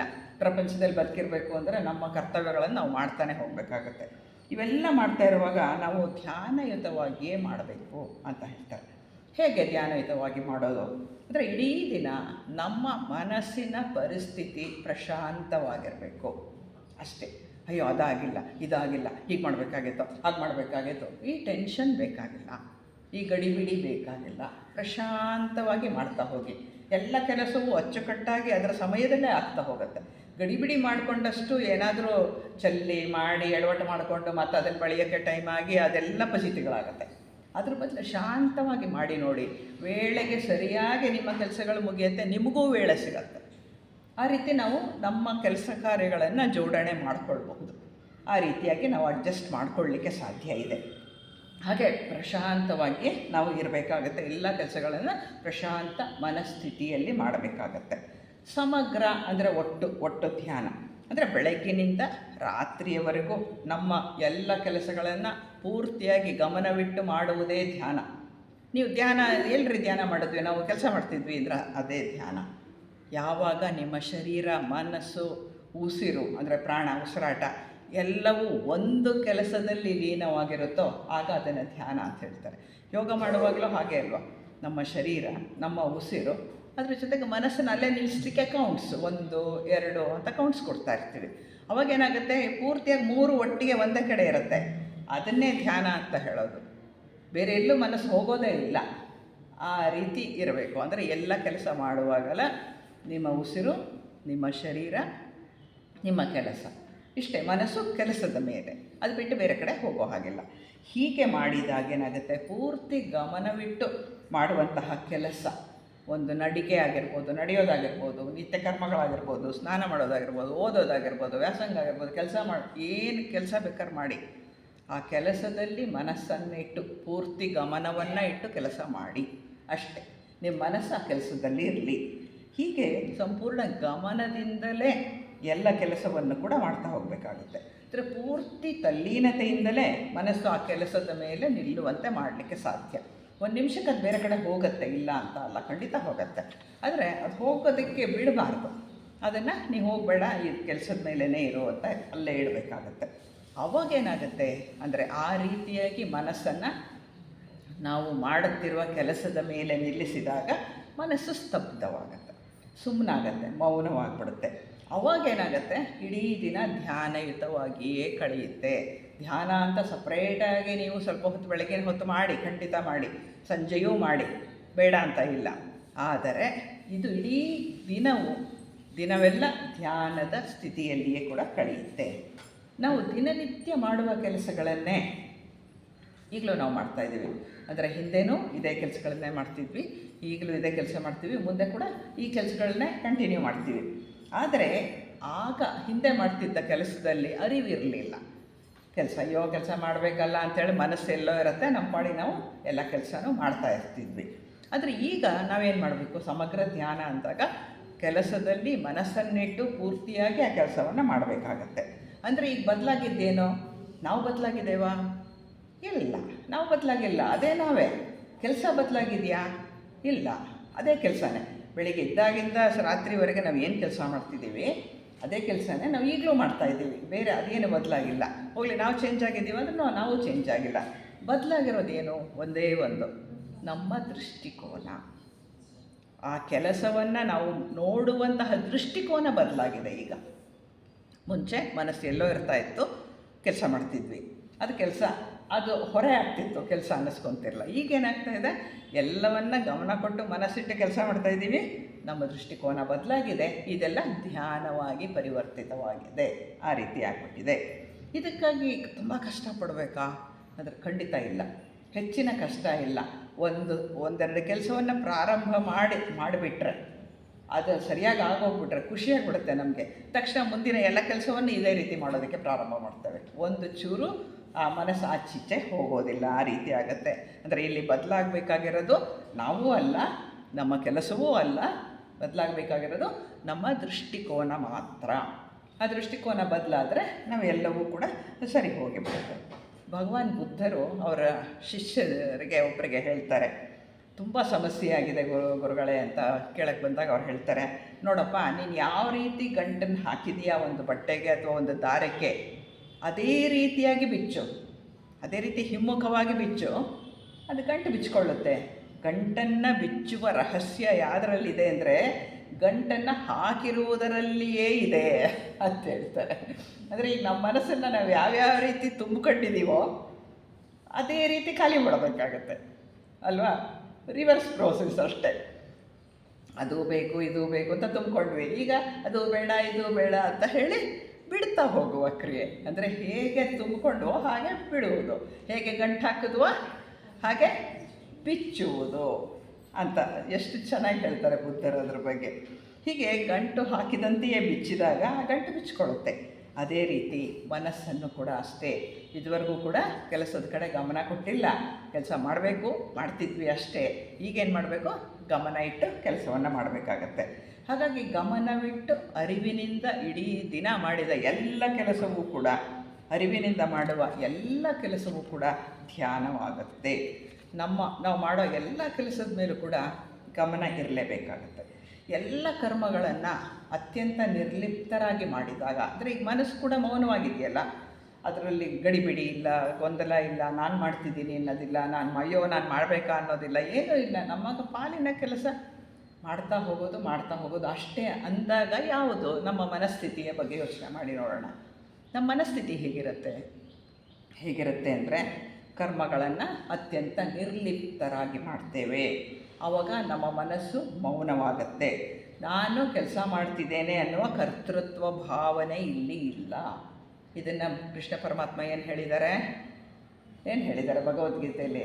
ಅಕರ್ಮ ಅಂತ ಹೇಳಿದ್ದಾರೆ. ಅಂದರೆ ಯಾವುದು ಅಕರ್ಮ? ಅಕರ್ಮ ಅಂದರೆ ಕೆಲಸ ಮಾಡದೇ ಇರೋದಲ್ಲ, ಎಲ್ಲ ಕೆಲಸವನ್ನು ಮಾಡ್ತಾ ನಾನು ಮಾಡಿದೆ ಅನ್ನೋದನ್ನು ಬಿಡುವುದು ಅಷ್ಟೇ. ಇಲ್ಲಿ ಬದಲಾಗಿದ್ದೇನೋ, ಕೆಲಸ ಬದಲಾಗಿಲ್ಲ, ನಾನು ಬದಲಾಗಿಲ್ಲ, ದೃಷ್ಟಿಕೋನ ಬದಲಾಯಿತು ಅಷ್ಟೇ. ಹಾಗಾಗಿ ಕರ್ತೃತ್ವ ಭಾವ ಇಲ್ಲದೆಯೇ ಎಲ್ಲ ಕೆಲಸವನ್ನು ಮಾಡ್ತಾ ಹೋಗೋಣ. ಎಷ್ಟು ಕೆಲಸ ಸಾಧ್ಯ ಅಷ್ಟು ಕೆಲಸ ಮಾಡೋಣ ಅಷ್ಟೇ. ಮಾಡ್ತಾ ಹೋದಂತೆ ಈ ಪ್ರಪಂಚದಲ್ಲಿ ನಾವು ಅತಿಥಿಗಳಂತೆ. ಖಂಡಿತ ಅತಿಥಿಗಳೇನೆ. ಯಾವಾಗೋ ಬರ್ತೀವಿ, ನಮಗೆ ಗೊತ್ತಿಲ್ವೋ ನಮಗೆ ಗೊತ್ತಿಲ್ಲ. ಯಾಕೆಂದರೆ ಗೊತ್ತಿಲ್ವೋ ಅನ್ನೋದು ನಮಗೆ ಗೊತ್ತಿಲ್ಲ. ಬಂದ ಮೇಲಷ್ಟೇ ನಾವು ಬಂದುಬಿಟ್ಟಿದ್ದೀವಿ ಅಂತ ಗೊತ್ತಾಗುತ್ತೆ. ಯಾವಾಗ ಹೋಗ್ತೀವಿ? ಖಂಡಿತ ಗೊತ್ತಿಲ್ಲ. ಯಾರಿಗಾರೋ ಗೊತ್ತಾ? ಇಲ್ಲ, ಯಾರಿಗೂ ಗೊತ್ತಿಲ್ಲ. ಹಾಗಾಗಿ ಬಂದಿದ್ದೀವಿ, ಹೋಗ್ತೀವಿ ಅಂದರೆ ಏನು? ನಾವು ಅತಿಥಿಗಳು. ಏನಾರು ತೊಗೊಂಡೋಗ್ತೀವ? ಬರೀ ಕೈಲಿ ಬಂದ್ವಿ, ಬರೀ ಕೈಲಿ ಹೊರಡ್ತೀವಿ. ಹೀಗೆ ಅತಿಥಿಗಳಂತೆಯೇ ಜೀವನ ನಡೆಸಬೇಕಾಗತ್ತೆ. ಯಾಕೆಂದರೆ ನನ್ನದು ನಾನು ಮಾಡ್ತಿದ್ದೀನಿ ಅಂತ ಅಂದುಕೊಂಡಾಗ ಏನಾಗುತ್ತೆ? ಆ ಆಲೋಚನೆಗಳು ಕೆಲಸದ ಅನುಭವಕ್ಕೆ ಅಡ್ಡಿ ಉಂಟು ಮಾಡುತ್ತೆ. ನಾವು ಮಾಡುವ ಕೆಲಸವನ್ನು ನಾವು ಅನುಭವಿಸೋದಕ್ಕೆ ಬಿಡೋದಿಲ್ಲ. ನಾನೀಗ ಊಟ ಮಾಡ್ತಾಯಿದ್ದೀನಿ, ಇದಿಷ್ಟು ರುಚಿಯಾಗಿತ್ತು, ನಾನೇ ಮಾಡಿದ್ದು, ಹಾಗೆ ಹೀಗೆ ಅಂದರೆ ನೀವು ಊಟ ಮಾಡಿದ್ದು ಏನೇನೋ ನಿಮಗೆ ರುಚಿ ಗೊತ್ತಿರೋದಿಲ್ಲ. ಸುಮ್ಮನೆ ಕುಳಿತುಕೊಂಡು ಅದನ್ನು ದೇವರಿಗೆ ಅರ್ಪಿಸಿ ಒಂದು ತುತ್ತು ತಿಂದು ನೋಡಿ, ಎಷ್ಟು ರುಚಿಯಾಗಿರುತ್ತೆ ಅದು ಅಂದರೆ ಅಷ್ಟು ರುಚಿ ಇರುತ್ತೆ. ಅಂದರೆ ನಾನು ಅನ್ನುವುದು ಇಲ್ಲದೆ ಮಾಡಿದಂತಹ ಕೆಲಸದ ಅನುಭವ ಸಿಗತ್ತೆ ನಿಮಗೆ. ಇಲ್ಲದೇ ಇದ್ದರೆ ಕರ್ತೃತ್ವ ಭಾವ ಇದ್ದರೆ ಕೆಲಸದ ಅನುಭವ ಸಿಗೋದಿಲ್ಲ. ಇದನ್ನು ಎಲ್ಲದಕ್ಕೂ ಮಾಡ್ಕೊಂಡು ಹೋಗ್ಬೋದು, ನಾವು ಎಲ್ಲದಕ್ಕೂ ಅಪ್ಲೈ ಮಾಡ್ಕೋಬೋದು. ಹಾಗಾಗಿ ಆಲೋಚನೆಗಳು ಕೆಲಸದ ಅನುಭವಕ್ಕೆ ಅಡ್ಡಿ ಆಗದೇ ಇರುವ ರೀತಿಯಲ್ಲಿ ಆಲೋಚನೆಗಳನ್ನು ನಿಲ್ಲಿಸಿ ಕೆಲಸ ಮಾಡಿದರೆ ಏನಾಗುತ್ತೆ? ಕೆಲಸದ ಅನುಭವ ನಿಮಗೆ ಸಿಗುತ್ತೆ. ನೀವು ಮಾಡ್ತಿದ್ದೀರಿ ಅನ್ನುವ ಭಾರವೂ ನಿಮಗಿರೋದಿಲ್ಲ. ಎಷ್ಟು ಭಾರ ಇರುತ್ತೋ ಒಂದೊಂದು ಸರ್ತಿ, ಇಷ್ಟೆಲ್ಲ ಕೆಲಸ ನಾವು ಮಾಡಬೇಕಾ ಅಂತ. ಬೇಡ, ಆ ಭಾರವನ್ನೇ ಬಿಟ್ಬಿಡೋಣ. ಹಾಗೆ ಬಿಡ್ತಾ ನಾವು ಹೋಗಬೇಕಾಗತ್ತೆ. ಅದಕ್ಕೆ ರಾಮಕೃಷ್ಣ ಪರಮಹಂಸರು ಹೇಳ್ತಾರೆ, ನಿನ್ನ ಮನೆಯಲ್ಲಿ ನೀನು ಯಾವ ರೀತಿ ಇರಬೇಕು? ನಾವು ಅಂದ್ಕೊತೀವಿ, ನನ್ನ ಮನೆ ತಾನೇ, ನಾನೇ ಒಡತಿ, ನಾನೇ ಒಡೆಯ ಅಲ್ವಾ? ನಮ್ಮ ಮನೇಲಿ ನಾವು ತಾನೇ ಒಡೆಯರು, ಇನ್ಯಾರು ಇರ್ತಾರೆ? ರಾಮಕೃಷ್ಣ ಪರಮಹಂಸರು ಹೇಳ್ತಾರೆ, ಅಲ್ಲ, ನಿನ್ನ ಮನೆಯಲ್ಲಿ ನೀನು ಪರಿಚಾರಿಕೆಯಂತೆ ಇರೋ, ಕೆಲಸದವರಂತೆ ಇರೋ. ಯಾಕೆ ಅಂತ ಹೇಳ್ತಾರೆ? ಕೆಲಸ ಮುಗಿದ ಕೂಡಲೇ ಏನು ಮಾಡ್ತಾರೆ ಅವರು? ಅಚ್ಚುಕಟ್ಟಾಗಿ ಕೈ ಕಾಲು ತೊಳ್ಕೊಂಡು ಅವ್ರ ಪಾಡಿಗೆ ಹೊರಟೋಗ್ತಾರೆ. ನಾ ಮಾಡಿದೆ, ನಾ ಬಿಟ್ಟೆ, ಅದು ಇದು ಏನೂ ಇಲ್ಲ. ಪರಿಚಾರಕರಂದ್ರೆ ಕೆಲಸದವ್ರು ಏನು ಮಾಡ್ತಾರೆ? ಕೆಲಸ ಮಾಡಿದ ತಕ್ಷಣ ಕೈ ತೊಳ್ಕೊಂಡು ಅಚ್ಚುಕಟ್ಟಾಗಿ ಅಷ್ಟೇ. ಇನ್ನು ಅದ್ರ ಬಗ್ಗೆ ಇನ್ನೇನು ಯೋಚನೆ ಮಾಡಲ್ಲ ಅವರು. ಯಾಕೆ ಯೋಚನೆ ಮಾಡ್ತಾರೆ? ಅವ್ರ ಪಾಡಿಗೆ ಹೊರಟೋಗ್ತಾರೆ. ಈ ರೀತಿ ಇರಬೇಕು. ಅಂದರೆ ಈ ಪ್ರಪಂಚದಲ್ಲಿ ಬಂದಮೇಲೆ ಪರಿಚಾರಕ್ಕೆ ಅಂತ ಕೆಲಸ ಮಾಡ್ಕೊಂಡಿರು ಅಷ್ಟೇ. ಆ ಕೆಲಸ ಮಾಡು, ಅದು ನಿಂದ ಅಲ್ಲ, ಮುಗೀತು, ಕೈ ತೊಳ್ಕೊ, ಹೊರಟೋಗು ಅಷ್ಟೇ. ಈ ಸ್ಥಿತಿಯಲ್ಲಿ ಇರಬೇಕು ಅನ್ನುವ ಎಷ್ಟು ಉದಾತ್ತವಾದಂತಹ ಒಂದು ವಿಷಯವನ್ನು ರಾಮಕೃಷ್ಣ ಪರಮಹಂಸರು ಶಿಷ್ಯರಿಗೆ ಹೇಳ್ತಾರೆ. ನಿನ್ನ ಮನೆಯಲ್ಲಿ ನೀನು ಪರಿಚಾರಕನಂತ ಇರು ಅಷ್ಟೇ. ಕೆಲಸ ಮುಗಿದ ಕೂಡಲೇ ಕೈ ತೊಳ್ಕೊಂಬಿಡು. ಅಂದರೆ ಅಲ್ಲಿ ಕೆಲಸ ನಾನು ಮಾಡಿದೆ, ನನ್ನ ಕೆಲಸ ನಾನು ಹಾಗೆ ಮಾಡಿದ್ರಿಂದನೇ ಆಯಿತು, ಯಾವುದೂ ಇಲ್ಲ. ಕೆಲಸ ಆಯಿತು, ಮುಗೀತು, ಹೊರಡೋದಷ್ಟೇ. ನಂತರ ಸುಮ್ಮನೆ ಇದ್ದು ಬಿಡು ಅಂಥದ್ದು. ಸುಮ್ಮನೆ ಅಂದರೆ ಅಲ್ಲಿ ಏನೂ ಇಲ್ಲ, ಕರ್ತೃತ್ವ ಭಾವವೇ ಇಲ್ಲ ಆ ಸ್ಥಿತಿನಲ್ಲಿರೋ. ಇದನ್ನೇ ಭಗವದ್ಗೀತೆಯಲ್ಲಿ ಕೃಷ್ಣ ಪರಮಾತ್ಮ ಹೇಳಿದ್ದು ಕರ್ಮವನ್ನು ಹೇಗೆ ಮಾಡಬೇಕು ಅಂತ. ಕರ್ಮವನ್ನು ಅಕರ್ಮದ ರೂಪದಲ್ಲಿ ಮಾಡು. ಈ ರೀತಿಯಾಗಿ ಕರ್ಮ ಮಾಡುವವನು, ಅಕರ್ಮದಲ್ಲಿ ಕರ್ಮವನ್ನು ಮಾಡುವವನೇ ಯೋಗಿ ಅಂತ ಹೇಳಿ ಕೃಷ್ಣ ಹೇಳ್ತಾರೆ. ಅದು ಸತ್ಯವಾದಂಥ ವಿಷಯ. ಕರ್ಮ ಮಾಡ್ತಾನೇ ಇರ್ತೀವಿ, ಆದರೆ ಅದರಲ್ಲಿ ಅಕರ್ಮದ ರೀತಿಯಲ್ಲಿ ಮಾಡ್ತಾ ಹೋಗಬೇಕಾಗತ್ತೆ. ನಾನು ಮಾಡಿದೆ ಅನ್ನೋದನ್ನು ಬಿಡಬೇಕಾಗತ್ತೆ ಅಷ್ಟೇ. ಅಷ್ಟು ಬಿಟ್ಟರೆ ಬೇರೆ ಏನೂ ಇಲ್ಲ. ನಮ್ಮ ದೃಷ್ಟಿಕೋನ ಬದಲಾದರೆ ಆಯಿತು ಅಷ್ಟೇ. ಆ ದೃಷ್ಟಿಕೋನ ಬದಲಾಗದೆ ಎಷ್ಟು ಕಷ್ಟ ಅಂತ ಹೇಳಿ ನಾವು ಮಾಡಿದಾಗಲೇ ನಮ್ಗೆ ಅರ್ಥ ಆಗೋದು. ಎಲ್ಲಿದ್ರೆ ಅರ್ಥ ಆಗೋ ಒಂದು ನಿಮಿಷಕ್ಕೆ ಅದು ಥಾಟ್ ಎತ್ಕೊಳ್ಳುತ್ತೆ ನಾನು ಮಾಡಿದ್ದು ಅಲ್ವಾ. ಹಾಗೆ ನಾ ಮಾಡಿದೆ ಅನ್ನೋದನ್ನು ಹೇಳ್ದಂಗೆ ನೋಡ್ಕೋಬೇಕಾಗತ್ತೆ. ಆ ಕರ್ಮ ಅಂದರೆ ಪೂರ್ತಿಯಾಗಿ ಗಮನವಿಟ್ಟು ಮನಸಾತೀತ ಸ್ಥಿತಿಯಲ್ಲಿ ಕೆಲಸ ಮಾಡೋದು, ಆಲೋಚನಾರಹಿತ ಸ್ಥಿತಿಯಲ್ಲಿರೋದು, ಸ್ತಬ್ಧ ಸ್ಥಿತಿ ಅಂತ ಕರೀತಾರೆ ಅದನ್ನು. ಆಲೋಚನಾರಹಿತ ಮನಸ್ಸು ಮೌನವಾದ ಸ್ತಬ್ಧ ಸ್ಥಿತಿಯಲ್ಲಿ, ಅಂದರೆ ಇದು ಅಕರ್ಮ ಮಾಡುವಂತಹ ಸ್ಥಿತಿ. ಕರ್ಮವನ್ನು ಅಕರ್ಮದ ರೂಪದಲ್ಲಿ ಮಾಡುವ ಸ್ಥಿತಿ ಆಲೋಚನಾರಹಿತ ಸ್ಥಿತಿ, ಸ್ತಬ್ಧ ಸ್ಥಿತಿ ಅಂತಾರೆ. ಹಾಗಾಗಿ ಕರ್ಮಯೋಗದಿಂದ ಏನೇನಾಗುತ್ತೆ ಅಂದರೆ ಬಹಳ ಉನ್ನತವಾದಂಥ ವಿಷಯ ಇಲ್ಲಿ ನಡೆಯುತ್ತೆ. ಒಂದು ಕರ್ಮಯೋಗವನ್ನು ನಾವು ಮಾಡಿದ್ದೇ ಆದರೆ, ಈ ಕೆಲಸ ನಾನು ಮಾಡ್ತಿದ್ದೀನಿ ಎನ್ನುವ ಯಾವ ಭಾವವೂ ಇಲ್ಲದೆ ಮಾಡಿದಾಗ ಏನಾಗುತ್ತೆ ಅಂದರೆ ನಮ್ಮ ಹೃದಯದಲ್ಲಿ ಅನುಕಂಪ ಹುಟ್ಟುತ್ತೆ, ಕರುಣೆ ಹುಟ್ಟುತ್ತೆ, ಪ್ರೇಮ ಹುಟ್ಟುತ್ತೆ. ಇದಕ್ಕಿಂತ ಇನ್ನೇನ್ರಿ ಬೇಕು? ಅದನ್ನು ಬೆಳೆಸ್ಕೊಳ್ಳೋಕೆ ನಾವು ಎಷ್ಟು ಪ್ರಯತ್ನ ಮಾಡೋದಕ್ಕೆ ಏನೇನು ಮಾಡಬೇಕು ಅಂತ ನಾವು ಲೆಕ್ಕ ಹಾಕ್ತಿರ್ತೀವಿ. ಏನನ್ನೂ ಮಾಡಬೇಕಾಗಿಲ್ಲ. ಯಾವ ಕರ್ಮವನ್ನು ನೀವು ಆ ಕರ್ಮದ ರೀತಿಯಲ್ಲಿ ಮಾಡ್ತೀರಾ, ಆ ಕ್ಷಣ ನಿಮ್ಮ ಹೃದಯದಲ್ಲಿ ಅನುಕಂಪ, ಕರುಣೆ, ಪ್ರೇಮಗಳು ಉತ್ಪತ್ತಿಯಾಗತ್ತೆ. ಅವು ಹೊರಗಿಂದ ಬೆಳೆಸ್ಕೊಳ್ಳೋದಲ್ಲ. ಇವು ಈ ದೈವಿಕ ಗುಣಗಳು ಒಳಗಿಂದ ಚಿಮ್ಮೋ ಅಂಥದ್ದು ನಮ್ಮಲ್ಲಿ ಇದೆ ಈಗಾಗಲೇ. ಆದರೆ ಅದಕ್ಕೆ ಅಡ್ಡಿ ಇದೆ. ಈ ಥಾಟು, ಅದು ಇದು, ನಾನು ಮಾಡಿದೆ, ನಾನೇ ಒಂದು ದೊಡ್ಡ ಅಡ್ಡಿ. ಯಾವಾಗ ನಾನುವನ್ನು ತೆಗೆದು ಹಾಕ್ತೇವೆ ಆವಾಗ ಏನಾಗುತ್ತೆ, ಆ ಎಲ್ಲ ದೈವಿಕ ಗುಣಗಳು ನಮ್ಮ ಒಳಗಿನಿಂದ ಈಚೆ ಕಡೆ ಬರಲಿಕ್ಕೆ ಸಾಧ್ಯ ಆಗುತ್ತೆ. ಆಗ ಇವೆಲ್ಲ ಬರುತ್ತೆ. ಪ್ರೇಮ, ಅನುಕಂಪ, ಆನಂದ, ಸಹಜ ಆನಂದ. ಅದು ಯಾವುದಾದ್ರು ವಸ್ತುವಿನಿಂದ ಸಿಕ್ಕಂತಹ ಖುಷಿ ಅಲ್ಲ, ಅದು ಆನಂದ, ಸಹಜವಾದಂತಹ ಆನಂದ ಬರುತ್ತೆ. ಇದಕ್ಕೂ ಮೀರಿ ಮುಂದೆ ಏನಾಗತ್ತಪ್ಪ ಅಂತ ಹೇಳಿದ್ರೆ ಅಂತರ್ವಾಣಿ ಕೇಳಿಸ್ಲಿಕ್ಕೆ ಪ್ರಾರಂಭ ಆಗುತ್ತೆ. ನಮ್ಮ ಒಳಗಿನ ಧ್ವನಿ ಆಗ ತಾನು ಶಕ್ತಿಯನ್ನು ಪಡ್ಕೊಳ್ಳುತ್ತೆ. ನಾನು ಹೇಳಿದರೆ ಇವ್ರು ಕೇಳ್ತಾರೆ ಅನ್ನೋದು ಅದಕ್ಕೆ ಗೊತ್ತಾದಾಗ ಅಂತರ್ವಾಣಿ ಶುರುವಾಗುತ್ತೆ. ಅದನ್ನೇ ಮೌನವಾಣಿ ಅಂತ ಕರೆಯೋದು. ಮೌನದಲ್ಲಿ ಕೇಳಿಸುವಂತಹ ವಾಣಿ ನಮ್ಮ ಹೃದಯದ ವಾಣಿ. ಅದು ನಮ್ಗೆ ಕೇಳಿಸಿದಾಗ ಏನಾಗುತ್ತೆ, ಅದು ಅಂತರಂಗದಲ್ಲೇ ಕೇಳಿಸುವಂಥದ್ದು. ಆಗ ನಾವು ಬಹಳ ಮುಂದಕ್ಕೆ ಹೋಗಲಿಕ್ಕೆ ಸಾಧ್ಯ, ಯೋಗದಲ್ಲಿ ಮುಂದುವರಿಯೋದಕ್ಕೆ ಸಾಧ್ಯ. ಅದೇ ನಮ್ಮ ಗುರು, ಅರಿವೇ ಗುರು ಅಂತೀವಲ್ವ. ಅದು ಯಾವುದು ಅರಿವು ಅಂದರೆ ಈ ಅರಿವು, ನಮ್ಮ ಒಳಗಿನಿಂದಲೇ ಹೇಳುವ ಅರಿವು. ಅದೇ ನಮ್ಮ ನಿಜವಾದ ಗುರು, ಆತ್ಮವೇ ಆ ಗುರು. ಹಾಗಾಗಿ ಅಲ್ಲಿಂದ ನಾವು ಮುಂದುವರಿತೀವಿ. ಅಂದರೆ ಮಾಡಿದ್ಯಾವುದು ಒಂದೇ ಕೆಲಸ, ಮಾಡ್ತಿರೋ ಎಲ್ಲ ಕೆಲಸನ ಅಕರ್ಮದ ರೂಪದಲ್ಲಿ ಮಾಡಿದ್ದಷ್ಟೇ ನಾವು ಮಾಡಿದ್ದೀನೇನೂ ಮಾಡಲಿಲ್ಲ. ಅಷ್ಟೊಂದು ಇವಾಗ ನಮ್ಮನ್ನು ಇಲ್ಲಿವರೆಗೆ ಕರ್ಕೊಂಡು ಬರುತ್ತೆ. ಹಾಗಾಗಿ ನಾವೇನು ಮಾಡಬೇಕು, ಈ ಕ್ಷಣದಿಂದ ತೀರ್ಮಾನ ಮಾಡಬೇಕು, ಕರ್ಮವನ್ನು ಅಕರ್ಮದ ರೀತಿಯಲ್ಲಿ ಮಾಡ್ತೀನಿ ಅಂತ. ಹೀಗೆ ನಾವು ಮಾಡ್ತಾ ಹೋದಾಗ ಬಹಳ ಪ್ರಗತಿ ಕಾಣಲಿಕ್ಕೆ ಸಾಧ್ಯ ಆಗತ್ತೆ. ಅದೆಲ್ಲವೂ ಕೂಡ ಸಮಗ್ರ ಧ್ಯಾನದ ಅಡಿಯಲ್ಲಿ ಬರುವಂತಹ ವಿಷಯಗಳೇನೆ. ಒಂದು ಹಾಡು ಹೀಗೆ ಪ್ರಾರಂಭ ಆಗುತ್ತೆ. ಬುದ್ಧ ಬುದ್ಧ ಬುದ್ಧ ಜಗವೆಲ್ಲ ಮಲಗಿರಲು ಅವನೊಬ್ಬನೆದ್ದ ಅಂತ. ಅಂದರೆ ನಾವು ಅಂದ್ಕೊಳ್ಳೋದೇನೋ ನಾವೆಲ್ಲ ಮಲ್ಕೊಂಡಿದ್ವಿ ಮಧ್ಯರಾತ್ರಿ ಅವ್ರು ಎದ್ಬಿಟ್ಟು ಹೊಟ್ಟೋದ್ರು ಅಂತ. ಅದಲ್ಲ ವಿಷಯ. ಅದೇನು ವಿಷಯ ಅಂದರೆ ಇಲ್ಲಿ ಜಗ ಅಂದರೆ ಮನಸ್ಸು, ನಮ್ಮೆಲ್ಲ ಮನಸ್ಸುಗಳು. ಇದು ಎದ್ದಾಗ ತಾನೇ ನಮಗೆ ಪ್ರಪಂಚ. ನಾವು ಬೆಳಗ್ಗೆ ಎದ್ದು ಕೂಡಲೇ ಅದು ಎದ್ದು ಕೂತ್ಕೊಳ್ಳುತ್ತೆ ನಾನು ಅಂತ. ಅವಾಗ ನಮಗೆ ಪ್ರಪಂಚ ಸ್ಟಾರ್ಟ್ ಆಗಿದೆ. ನಾನು ಆ ಕೆಲಸ ಮಾಡ್ಬೇಕು, ನಾನು ಈ ಕೆಲಸ ಮಾಡ್ಬೇಕು, ಅಲ್ಲಿ ಹೋಗ್ಬೇಕು, ಇಲ್ಲಿ ಹೋಗ್ಬೇಕು, ಹಿಂಗೆ ಮಾಡ್ಬೇಕು, ಹಂಗೆ ಮಾಡ್ಬೇಕು. ಡ್ಯಾನ್ಸ್ ಮಾಡಿದ್ದೆ. ಯಾವುದು ಡ್ಯಾನ್ಸ್ ಮಾಡ್ತಿರೋದು? ನಾನು ಅಲ್ವಾ? ಈ ನಾನು ಹೇಳೋದು ಯಾವಾಗ? ಮನಸ್ಸು ಎದ್ದಾಗ. ಮನಸ್ಸು ಯಾವಾಗ ಹೇಳುತ್ತೋ ಆವಾಗ ಪ್ರಪಂಚ. ಬುದ್ಧ ಹಾಗೆ ಹೇಳಲಿಕ್ಕಾಗಲ್ಲ. ಯಾವಾಗ ಮನಸ್ಸು ಎದ್ದಿರುತ್ತೆ ಆಗ ಬುದ್ಧ, ಅಂದರೆ ಬುದ್ಧಿ ಪ್ರಜ್ಞೆ ಕೆಲಸ ಇಲ್ಲ, ಅದು ಬರೋಕ್ಕಾಗಲ್ಲ, ಹೇಳೋಕ್ಕಾಗಲ್ಲ. ಯಾವಾಗ ಮನಸ್ಸು ಮಲಗಿರುತ್ತೆ ಆಗ ಬುದ್ಧಿ ಪ್ರಜ್ಞೆ ಮೇಲೆ ಹೇಳುತ್ತೆ. ಅದನ್ನು ಬುದ್ಧ ಮೇಲೆದ್ರು ಅಂತ ಹೇಳಿದ್ದು. ಅವನೊಬ್ಬನೆದ್ದ ಅಂದರೆ ಯಾರೋ ಬುದ್ಧಿ ಪ್ರಜ್ಞೆ ಮೇಲೆ ಎದ್ದೊಳ್ತು. ಯಾವಾಗ? ನಮ್ಮೆಲ್ಲರ ಮನಸ್ಸು ಮಲಗಿದ್ದಾಗ ಅಂತ ಹೇಳ್ತಾರೆ. ಹಾಗಾಗಿ ಬುದ್ಧಿ ಪ್ರಜ್ಞೆ ಮೇಲೆ ಹೇಳಬೇಕು ಅಂದರೆ ನಮ್ಮ ಮನಸ್ಸು ಮಲ್ಕೊಂಡಿರಬೇಕು, ಅಂದರೆ ಸೂಕ್ಷ್ಮವಾಗಿರಬೇಕು, ಸೈಲೆಂಟಾಗಿರಬೇಕು, ಖಾಲಿಯಾಗಿರಬೇಕು. ಈ ಸ್ಥಿತಿಯಲ್ಲಿ ಬುದ್ಧಿ ಪ್ರಜ್ಞೆ ಎಚ್ಚರಾಗತ್ತೆ ಅನ್ನೋದನ್ನು ಹೇಳ್ತಾರೆ ಇಲ್ಲಿ.